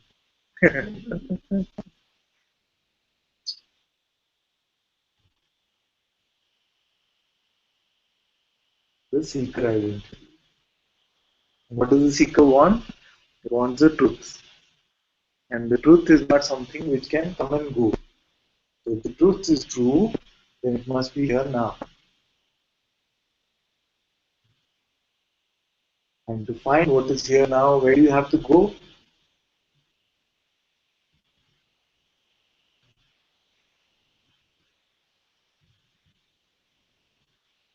To find what is here now, what do you have to see? Yes. So what is here now? Can you see within what is here? The present or the presence? The present. And who is aware even of this present? Ultimately, there is awareness even of this. And where is the seeker? Is the same high awareness the seeker also? The seeker is just a part of this imagined person. What to do of this imagined person? This simple checking like he did now. He just walked in like 2 minutes ago. And simple checking of what is here now, you see that there is a presence and there is even awareness of this presence. And this awareness is what? I can see. I am this. And where is the seeker? It is part of the imagination. Like this, so simple. So basically, not right now, but what I've seen in this week where it's so strange that suddenly because I have identity, it's like I'm looking for things to change or something which I've never done in the past couple of years. Which is See, not this is the time so where unlike, a lot of trouble comes. You better be in but Satsang then as I much can as you see can. that. Because this is the time where usually like love of your life might appear, some other thing might come like this to just distract you from this. Because then now you're open, saying, okay, what can I cling Yeah, on so to? I'm not resisting anything, right? So everything is so. Uh, so that's one thing that got my attention. Like, No, but this thing is showing up this tendency of wanting to cling to something. yeah. And I've had a tendency of that past. Some will dissolve, some dissolve. This wobbliness is there because you're facing your emptiness. This emptiness, and it seems It's perfect. Everything is perfect. But something will come and like so suddenly say it's not enough. Like, so, there's so much potential.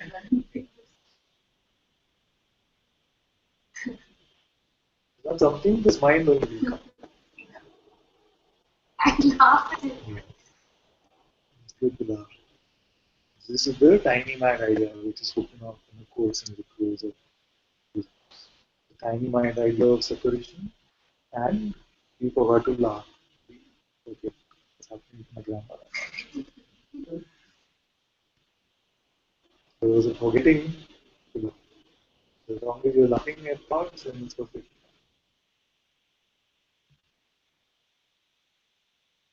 What are you not laughing at?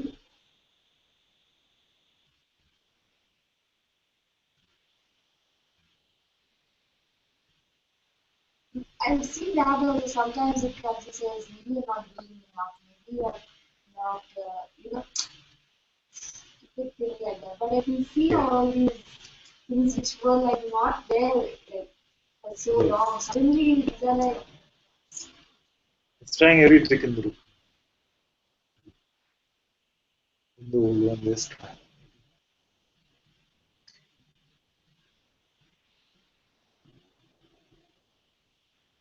I don't feel any of these tricks will work.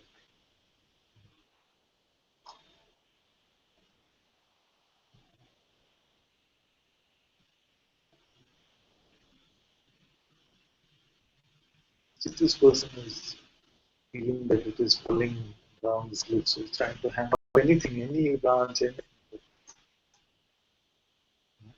But it's dissolving into this oneness, into this beautiful awareness itself. So there can be this sense of fear. earlier I used to be uncomfortable with people, and now I'm not uncomfortable also. So anything is fine. As long as you're not picking up any concepts, all is out.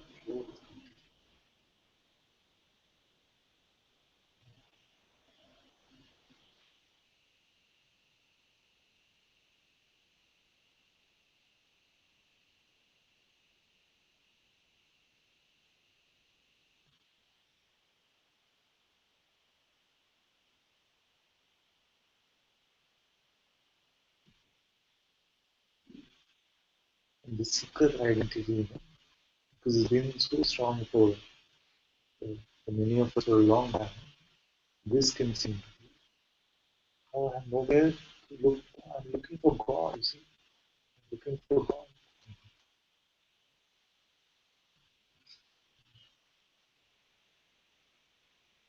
And you find that God is here, ever present in your own heart. The presence of being itself is God.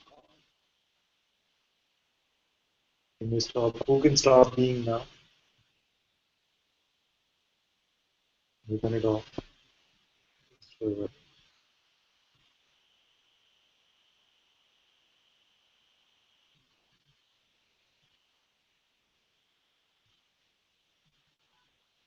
this pure presence, this being, this consciousness, this sense of I am itself is God.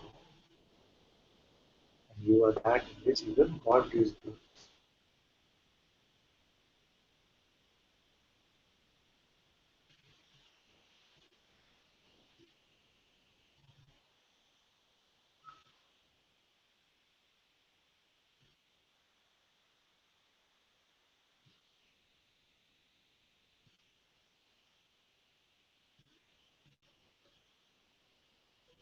So one thing I'm worried about is that I know when to say no. Yes, there's something that's coming. So You will. Because this is the handover of power from the person concept to just being. Being is operating on its own. And being is supremely intelligent. The trickster mind gets the intelligence from there. We say it's so tricky, it's so smart, it's sneaky. Where does this come from? It comes from supreme intelligence, which is you. So then you don't have to pick up this you to let God run your life. Or to aid God in some way. God knows exactly.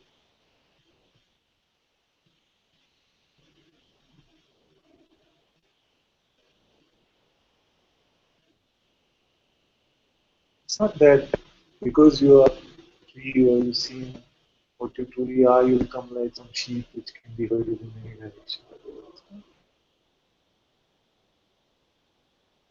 Strong, even forces of intuition and all these will operate through very naturally also.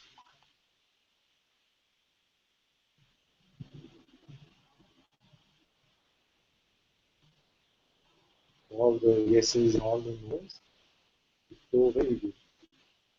Exactly like that. 'Cause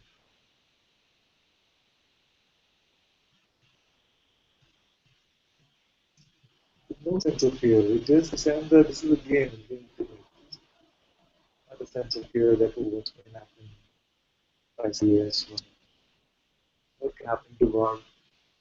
What can happen to the sense of beingness which is there? What can touch it?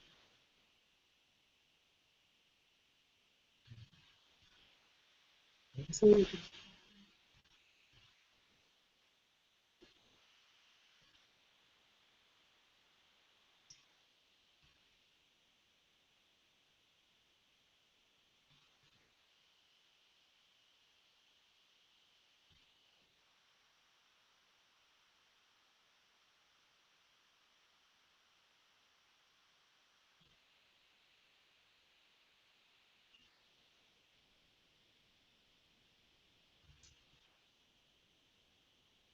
Nitya said, thoughts of boredom and tiredness I hear, and someone tries to find out if they are believed.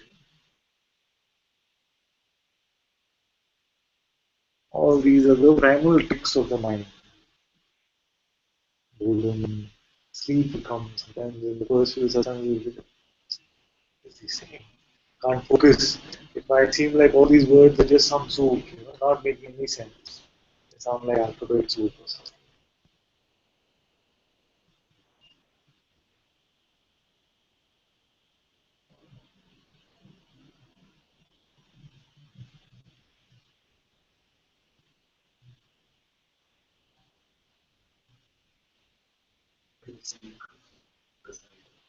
Yes.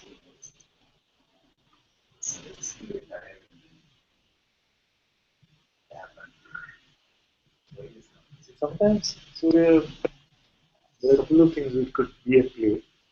First could be that, like you said, the body was tired. But then maybe before satsang, the mind was not letting this relaxation actually flow. There was some chatter, some worry, something might be. But in satsang, there can be this sense of just letting it go. And then the relaxation is allowed to just clear and become like. So that if some sleep is coming, like Mujiji once said, Laima was here, she in a silent retreat would go close to the stage and just go to sleep. Then he said also that you cannot sleep in the presence of one that you do not trust. You sleep only in the presence of those that you trust. Deeper sense of trust might be there. So but sometimes, if it happens often, if you're in satsang often, and always it seems to be this pattern that I come and I want to pay attention to what's happening, but sleep just gets in the way, then we can see whether it is a mind trick, whether it's something. You know, but even though the body is not tired, but sleep and lethargy come. We'll see. In the next satsang also, if it happens like this, we can play that trick also. And use some energies to.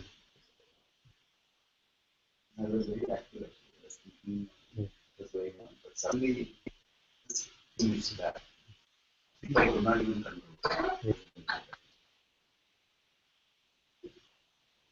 Sometimes it happens like this. This deep relaxation can come. It can be like. Did you sense a sense of boredom before that? No.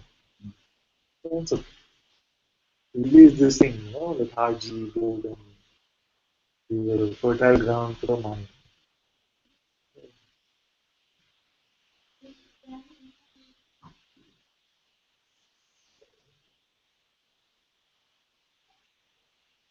And Jaini says, yes, it's this sneaky seeker that tries to understand and get it, as if there is something to get. Yes, my mom was falling asleep, she went home to them. It can happen like this.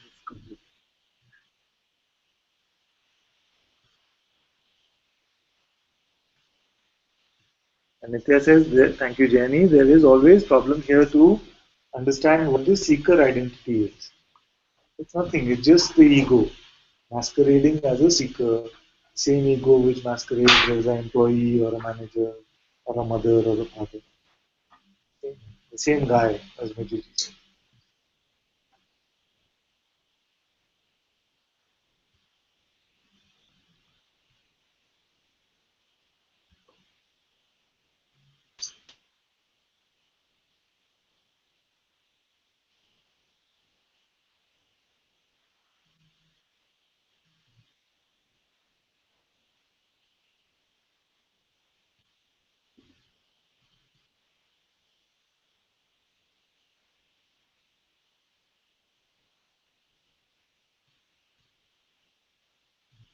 we need to take a decision on something.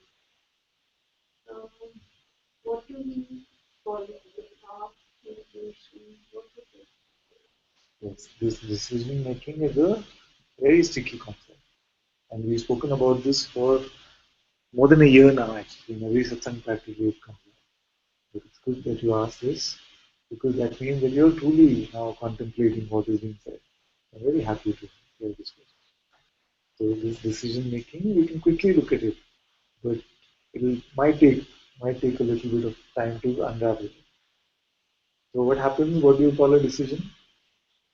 Something needs to play out in front of us, and then we say that I have to decide whether I need to go left or I need to go right. How do you decide? A thought will come, if you go left, it's better because less red lights. But on the right, less traffic. And then, so all these pros and cons come. And then, who decides?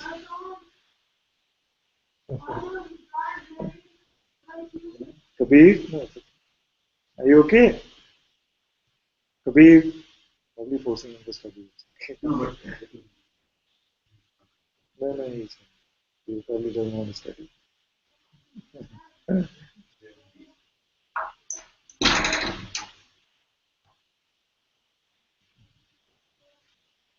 Then, this seeming options are there. Then how does the actual decision come? So thoughts about this and thoughts about that. And then it feels like I decide.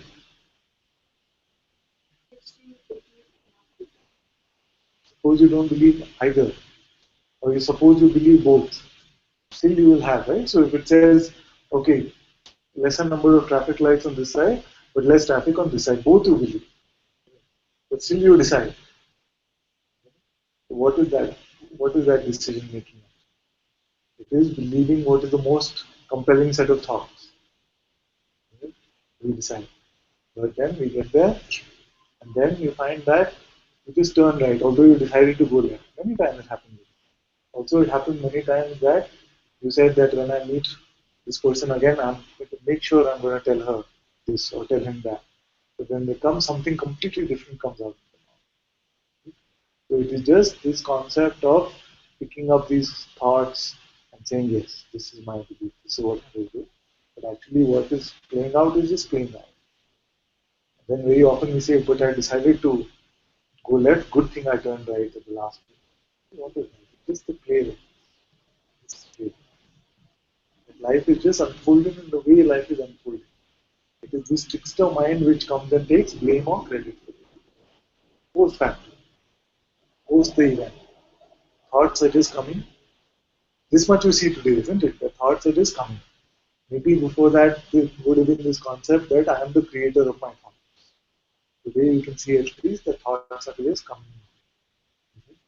Now in a few satsangs, you will also see that actions are also unfolding in the same way. It's coming. It's happening in the way. There is no you as a person to do anything at all. I know it's a bit much to take in the process.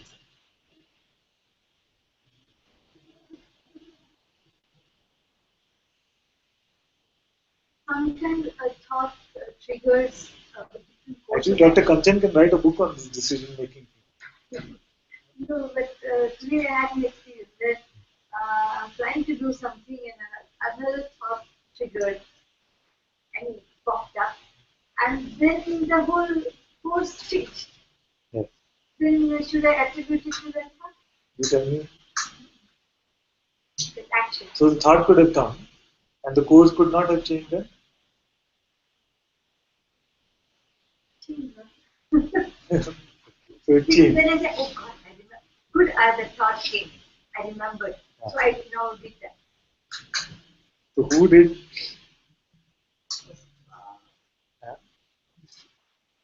The trouble is. Done it, but it reminded. Reminded Sometimes who? a thought reminds us. Reminds us who? For you, I can speak to directly like this. I can't tell her like that. It's the first satsang. She will never come back. But you are stuck with me now.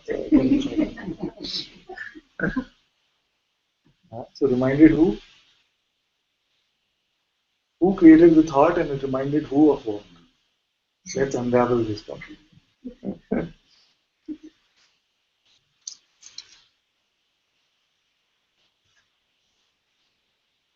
Sense of I.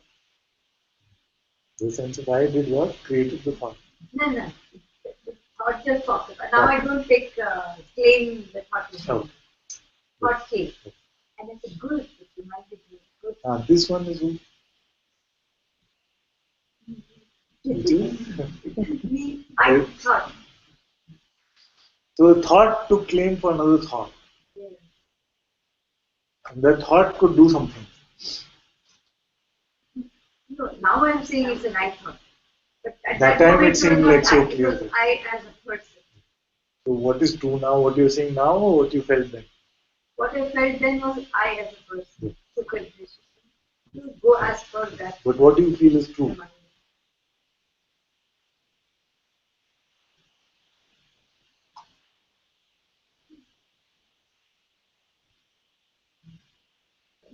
Analyze of which is conscious. Analyze. But at that moment I am just functioning We're as not an identity of a at person. all concerned about that moment. All I'm concerned with is now. This moment I am very sure I am not. Did I, like Moji said, did I throw some magic powder in your eyes? I didn't do any tantra mantra, no? We're just talking, isn't it? Yeah, but what I'm trying to convey is at that moment I believe that I took the right course of action. Now since the thought reminded me. So that was from the time I've come here, I wanted to ask you that same question. But this thought came and changed my course. Change whose course? A particular course of action. It was planned. Yeah, but who? So my conclusion is now. This is which mind? I just want to know. Oh my God, you're catching me at every step. Yeah, it's time to my now. conclusion. Why? Okay, The what one is it? who the seeker is analyzed. Okay. Again, the seeker identity. That maybe that consciousness, the plan which was put up, this, whatever, anyway, the plan that was supposed to be taken as per the plan, and then this reminder came. So consciousness only popped up that thought to change the course. You know all this. No, I am putting across. Yes, obviously. Who else is there? Yeah, it's consciousness playing the game of taking one course of action, then suddenly popping another thought, and then changing the course of action. And in between, this fellow called I feels that remember. So I did like this. This now the claimer comes into the picture. Yes, right? And suppose that the action that happened was contrary to the thought, this one would have come and said again that, oh, you didn't do this. See?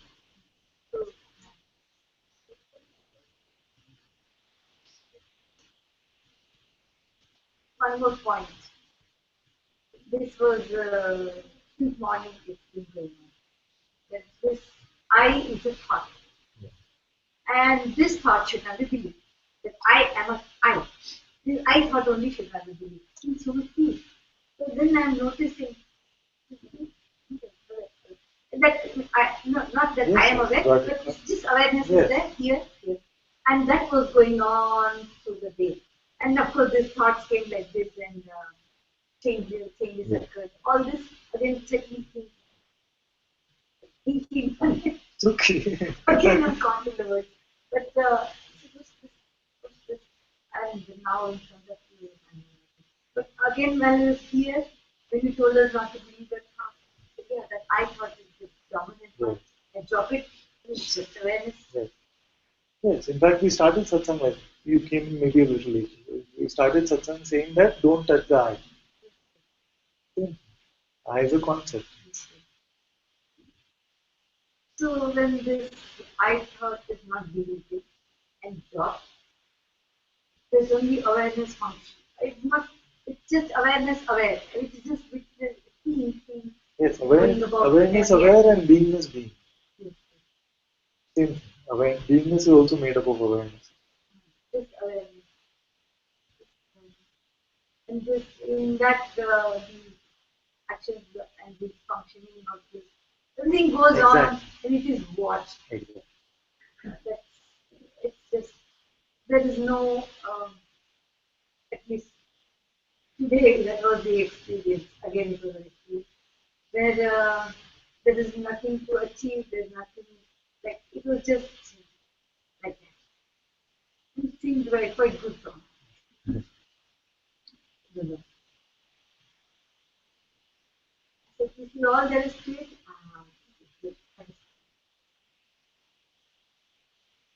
The problem, and now at present there's no such problem. Yes. But when the problem occurs, then I will see how this will be handled. At present, there is no such. One situation did occur in college where I was supposed to take a class and not prepare my slides, and I was shortage of time. And sure enough, I crossed my deadline of reaching. The students came to call me every day, my slides are not ready. And very honestly, I went and told them I'm not completed, but whatever I've done, I present to you. And I did it. I went 15 minutes late and did something.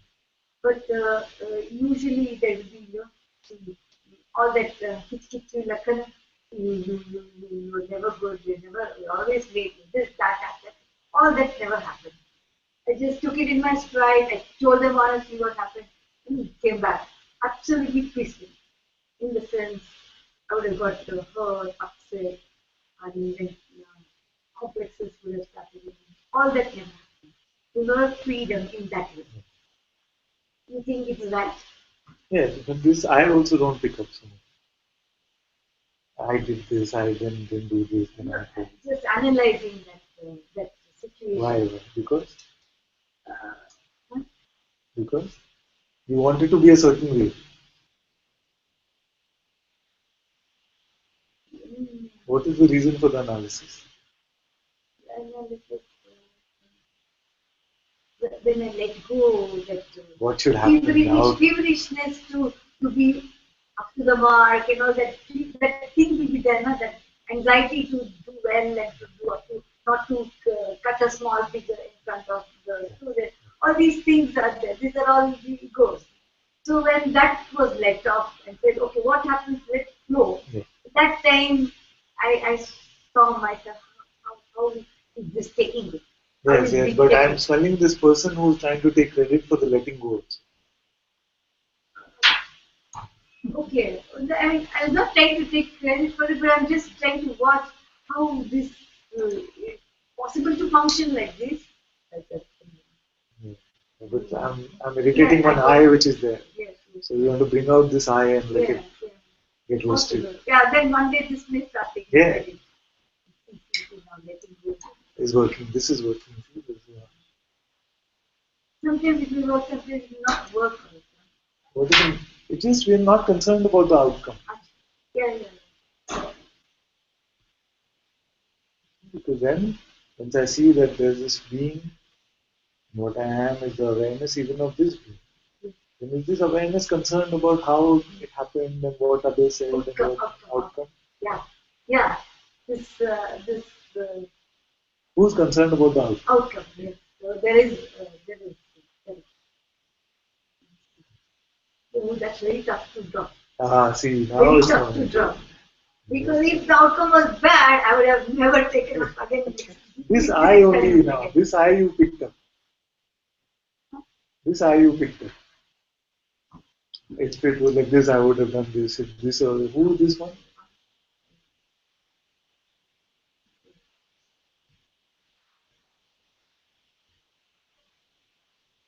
This eye will get slaughtered in Satsang.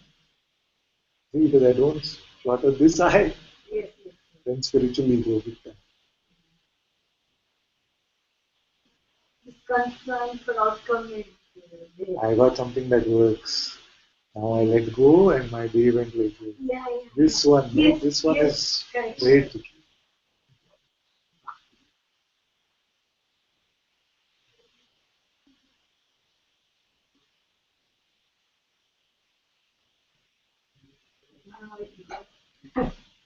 Is it here now? Where is it now?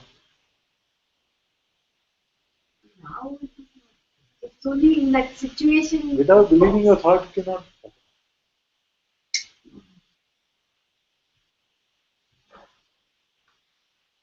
So now it is believing thoughts about how well not believing thoughts works. Okay, okay. Acha. Please repeat it. It is believing thoughts. You are believing thoughts about how not believing thoughts is so good. No concepts around this also. Emptiness is not taking a bunch of spiritual concepts, even those which are spoken in satsang and keeping it very precious. No, nothing precious. All drop.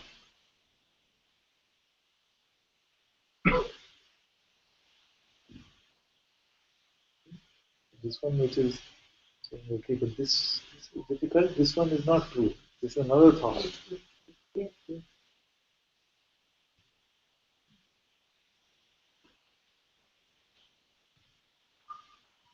Emptiness needs no crutches. What you are, awareness needs no crutches. Even does not need the crutch of not believing the next. That total surrender comes here at this point. Because, okay, when things are going fine, it is really fine to be like this, to be, being, I'm not using the word being in that awareness. That clarity is totally there. But when the situations which are like this, and at that time, Then you know what will happen, you'll pick up thoughts of guilt. That maybe I didn't drop it well enough. Maybe I believe some thought. That's why this is happening. Or all this. It's just a window into believing more and more this seeker identity, or even this identity which seems to have understood something. This identity which says, I have found the truth. And then this is the starting point, you see, and then this can lead to so much specialness I can't tell you.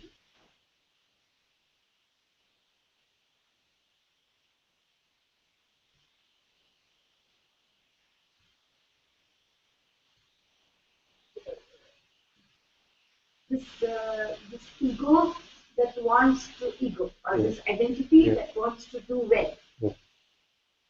That's the sticky part. And for that to do well, preparation is done before for a particular, to achieve a particular outcome. But it has no idea what well is. You see, it believes that if you do a certain way, if life goes a certain way, it is well. But without the suffering or without this urge to find out who I am, then you would never have been in satsang. Suppose everything had gone only well according to your mind. You would be like the head of your college, or you would be some world-renowned, doctor or whatever, with no time for satsang. Would that be well, or is this well?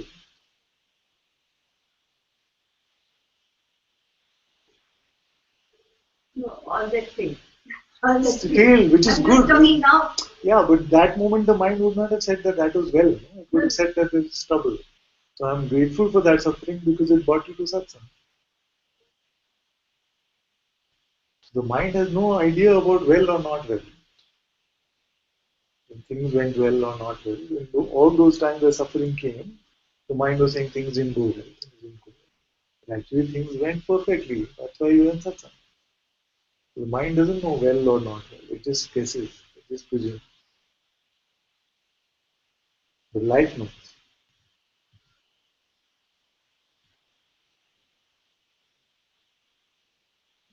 Not very clear here at this point. It is still.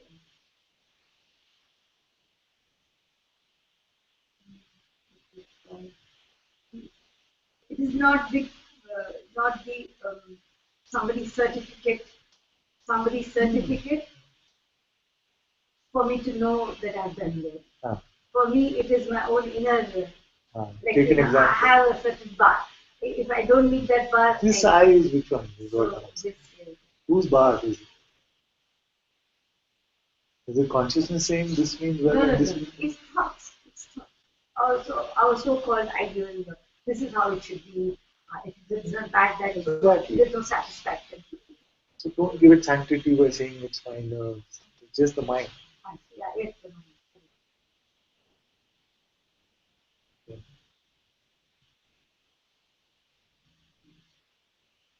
Even this we cannot cling to, which is to say that if I am not believing my thoughts, all my relationships will become very peaceful. There will be no conflict at work. No guarantee.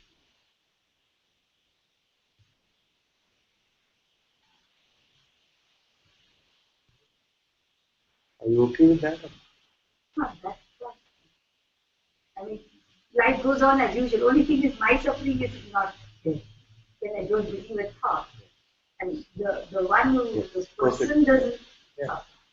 The rest can go on as it. But if you cling to a certain type of outcome, then there will be suffering. Because in believing a thought, outcome is also a thought.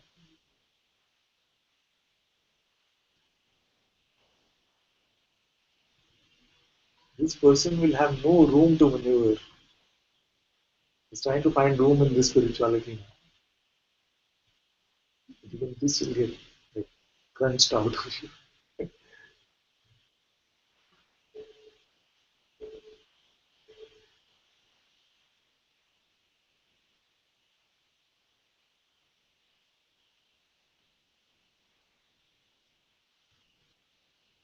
As you said, situations will give opportunities for these weaknesses to what you call these identities. For these concepts to be transcended. Yeah. Otherwise, we would not know. Until we are pushed for, we would not know what is hiding within. In that way, we see that even the suffering is grace. It is exposing what was. We were in denial. It was just there. It comes up and you see, oh, this is still there. This frustration is still there.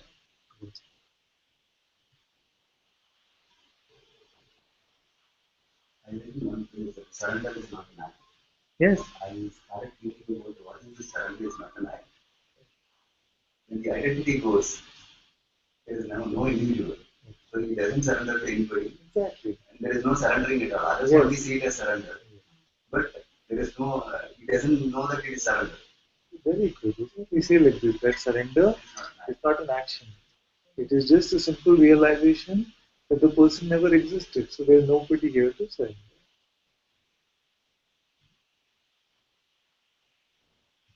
Because it is easily said when you surrender. You surrender. How? Yeah, it's very. If you take it as something to do, then that itself is not surrender. It is a doing. So many companies share this. Many in Satsang, many when they go to Guru also they will say, yes, I'm completely, when we do puja and all, many will say, right, I am in your sharan, I'm completely surrendered to you, but just make sure my life goes well. That's surrender. That's deal making. We make deals with God. I'm offering you this deal, please take it. It'll be very good for me.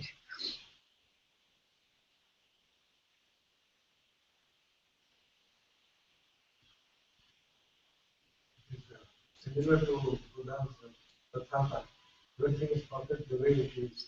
And just being with it.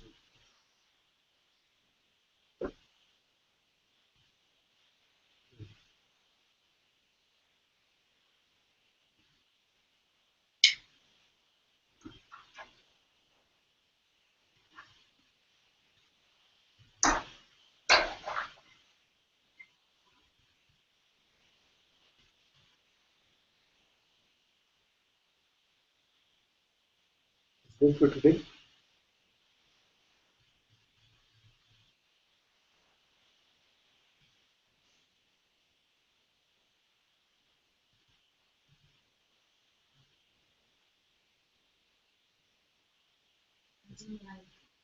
Surrender. Yeah.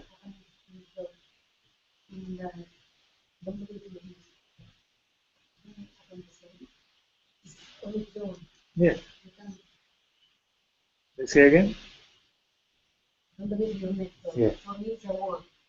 It seems like word. And that's haven't in the Okay. It's actually don't believe your next thought. Don't believe your next thought. Is it work?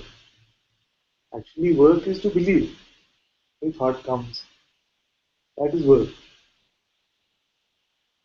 It seemed like effort initially because we say, no, we used to carrying these heavy bags. And I say, put it down.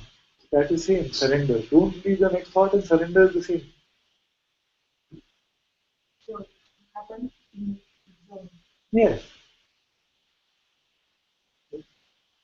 There is nothing that the person can do about it. Who is believing the thought? It is consciousness itself. Who I am speaking to is consciousness itself. So the person comes and says, I have to do something. No, it's not.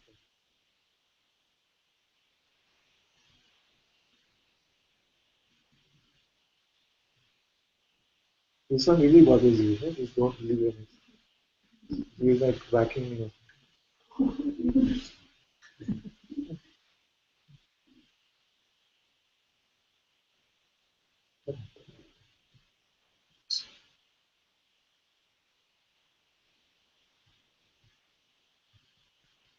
Yeah. What do you think? Resistance? What is it?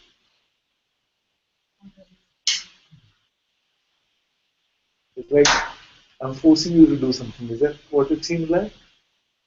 Okay.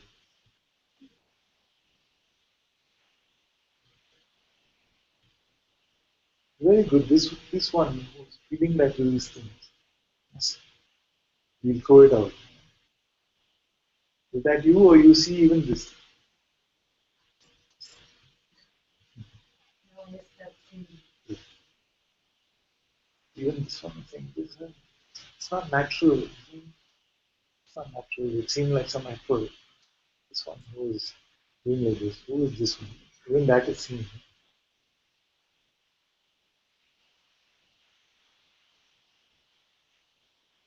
So is awareness resisting this pointing, don't believe your next thought? Awareness is not doing it.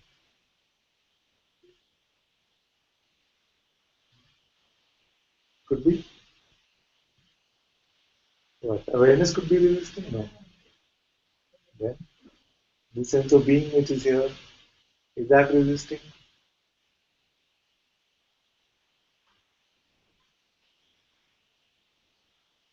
Even this sense of being is not resisting. It's just that this residue of the person is there.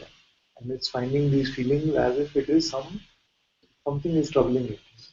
It had understood something that there's nothing to be done. That maybe understood something that there is nothing to be done. Okay? And then he says, don't believe your next thought. That sounds like something is to be done. Is that what it is? Yes. Yes. Actually, the believing is the doing. Yes. When we say nothing is to be done, then when we are believing something, we are doing something. And we are not believing is the not doing. Right? Because what is happening is when we are believing, it implies that there is some lack or there's some need. I need this thought, and hence I believe. We're saying that you don't have to depend on any thought to be what you are. Nothing needs to be done, including giving any belief. So, because we're used to this doing, constant doing, when I say stop, it seems like that's a doing. Stopping is a doing. But stopping is not the doing. So it's like we're walking up on Shiva Tree. Okay, and it's really like much more than what we walk. Right? So we've been walking for 10 days, and you're good at it. You're good at walking up the trail. So you got used to the walking. And I tell you to stop. Say, why you tell me to stop? It's it's just happening, really. But because you're used to doing, I'm telling you to stop doing. A better example, basically.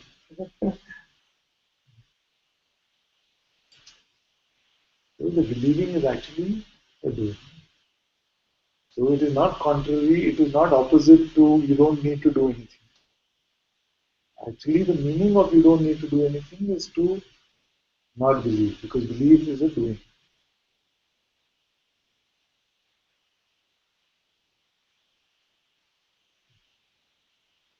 Not believe is very natural. Everything is allowed to just come and go. Not work. What I'm saying is not work.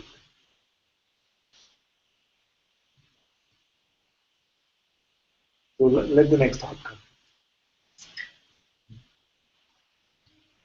Let it come and let it go. Let it come and let it go. Is that doing?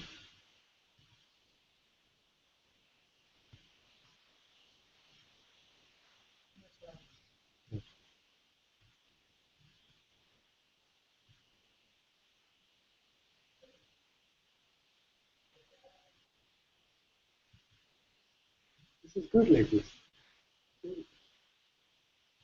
You must keep saying when it comes like this, then don't say no. Just say yes, this is what I'm feeling.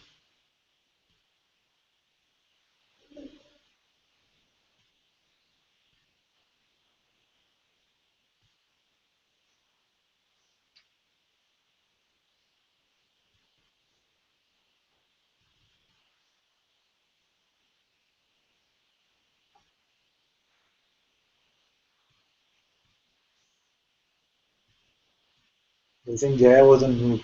We couldn't hear her.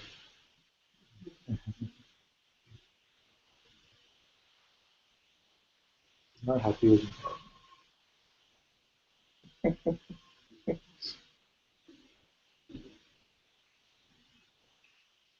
So who's going to sing? Radha is enthusiastic. Manya is there.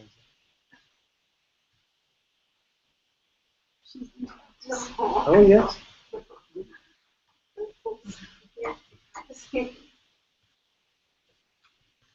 Ready? Yeah, listen, you're going to sing. Okay.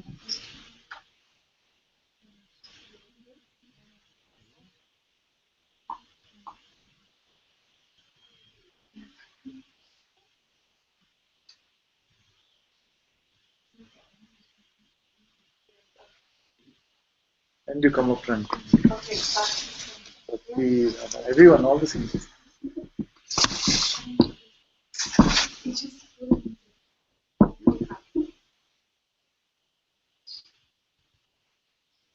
it okay?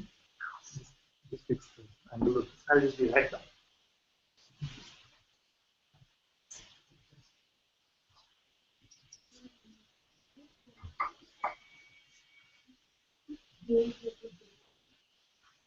Namaste.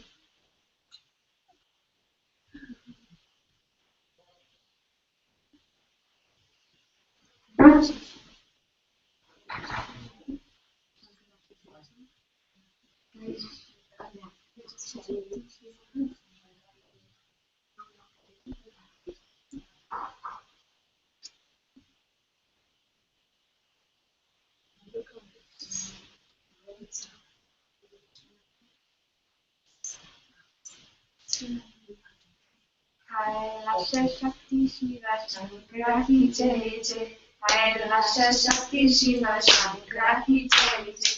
Yana Ki Jai Jai. Ganga Ki Jai Jai. Yana Ki Jai Jai. Ganga Ki Jai Jai. Hai Rasha Shakti Shiva Shankara Ki Jai Jai. Hai Rasha Shakti Shiva Shankara Ki Jai Jai. Yana Ki Jai Jai. Ganga Ki Jai Jai. Yana Ki Jai Jai. Ganga Ki Jai Jai. Hai Rasha Shakti Shiva Shankara Ki Jai Jai. Hai Rasha Shakti Shiva Shankara Ki Jai Jai. Ganga Ki Jai Jai. Ganga Ki Jai Jai. Yana Ki Jai Jai. Ganga Ki Jai Jai. Hai Rasha Shakti Shiva Shankara Ki Jai Jai. Hai Rasha Shakti Shiva Shankara Ki Jai Jai. Yana Ki Jai Jai. Ganga Ki Jai Jai. Yana Ki Jai Jai. Ganga Ki Jai Jai. Hai Rasha Shakti Shiva Shankara Ki Jai Jai. Hai Rasha Shakti Shiva Shankara Ki Jai Jai. Yana Ki Jai Jai. Ganga Ki Jai Jai. Yana Ki Jai Jai. Ganga Ki Jai Jai. Hai Rasha Shakti Shiva Shankara Ki Jai Jai. Hai Rasha Shakti Shiva Shankara Ki Jai Jai. Yana Ki Jai Jai. Ganga Ki Jai Jai. Yana Ki Jai Jai. Ganga Ki Jai Jai. Hai Shakti Shiva Shankara Ki Jai Jai. Hai Shakti Shiva Shankara Ki Jai. Yamuna ki jai jai, Ganga ki jai jai, Yamuna ki jai jai, Ganga ki jai.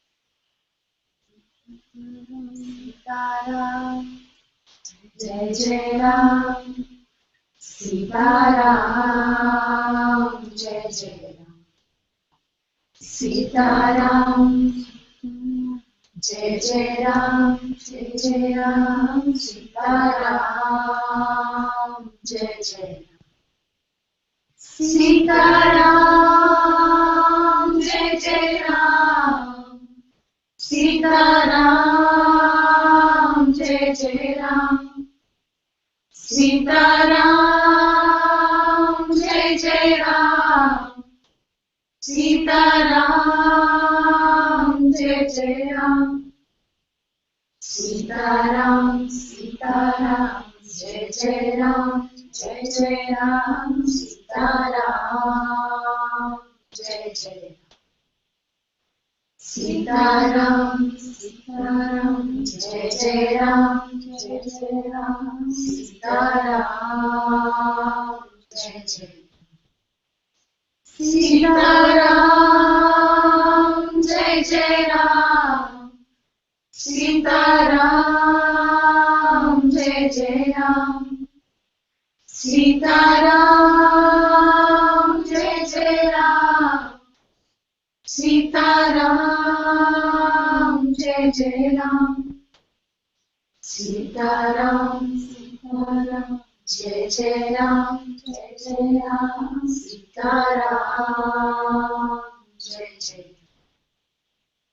Sitaram, Sitaram, Jai Jai Ram, Jai Jai Ram, Sitaram, Jai Jai Ram.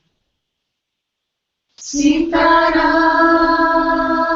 Jai Jai Ram, Sitaram, Jai Jai Ram, Sitaram, Jai Jai Ram, Sitaram, Jai Jai Ram, Sitaram, Jai Jai Ram, Jai Jai Ram, Sitaram, Jai Jai Ram.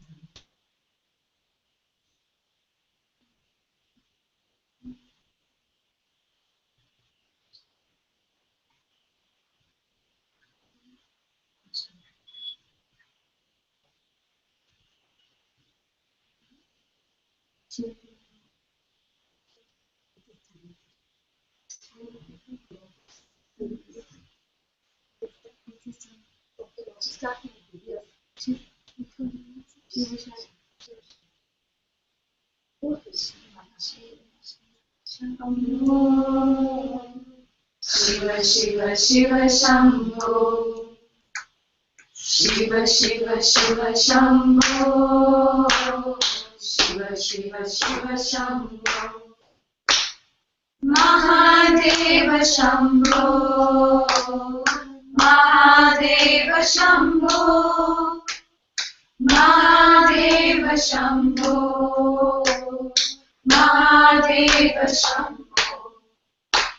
Shiva Shiva Shiva Shambho, Shiva Shiva Shiva Shambho, Shiva Shiva Shiva Shambho, Shiva Shiva Shiva Shambho, Mahadeva Shambho, Mahadeva Shambho, Mahadeva Shambho, Mahadeva Shambho, Shiva Shiva Shiva Shambho, Shiva Shiva Shiva Shambho, Shiva Shiva Shiva Shambho, Shiva Shiva Shiva Shambho, Mahadeva Shambho, Mahadeva Shambho, Mahadeva Shambho, Mahadeva Shambho, Shiva Shiva Shiva Shambho,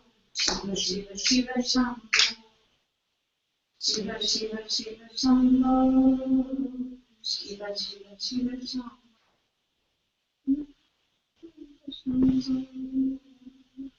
Mahadeva Shambho, Shambho, Mahadeva Shambho.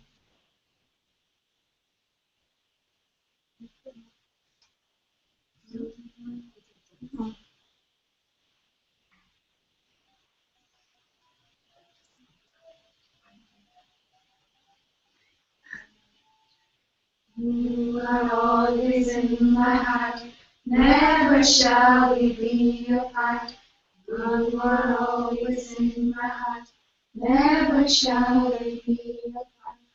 Om Namah Namah Shivaya, Om Namah Shivaya, Om Namah Namah Shivaya, Om Namah Shivaya, Om Namah Namah Shivaya, Om Namah Shivaya, Om Namah Namah Shivaya, Om Namah Shivaya. It is done, it is done. Hallelujah, it is done. It is done, it is done.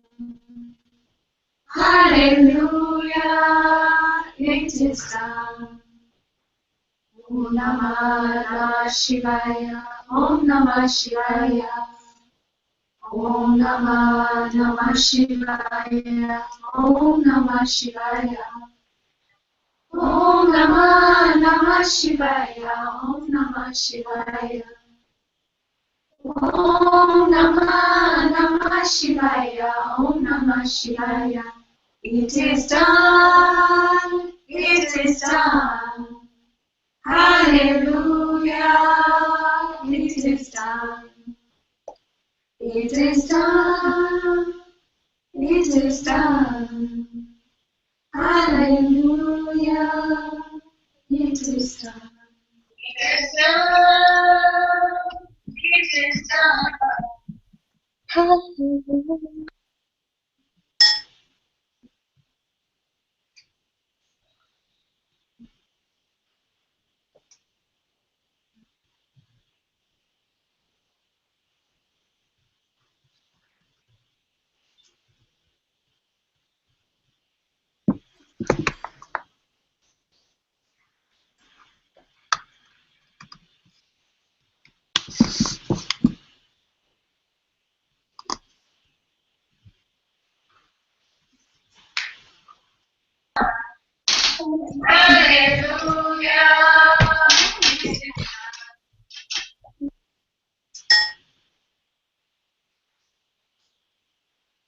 Last time we were all the things we think we much. So after that, still thoughts are not many thoughts, but there's not need to find something. Yeah. It's not a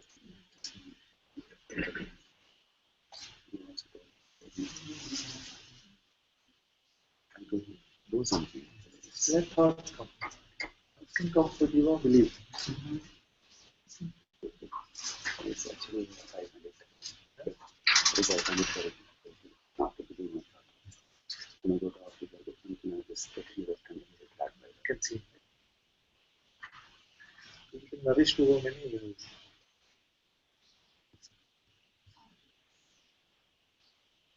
sacred blessings, I think.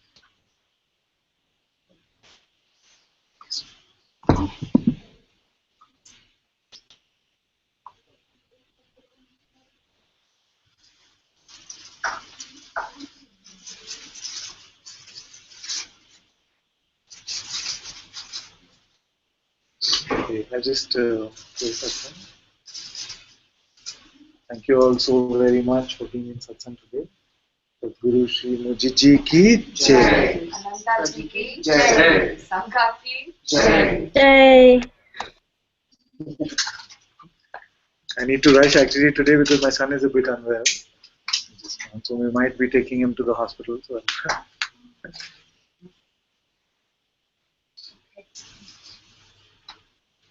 I was comfortable.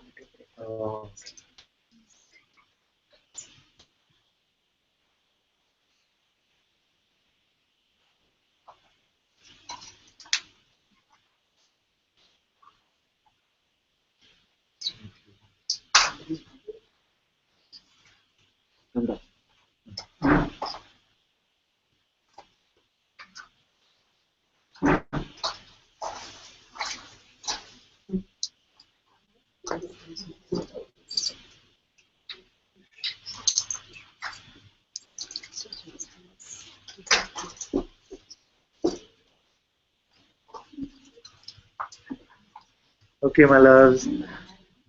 See you soon. I need to run off. See you.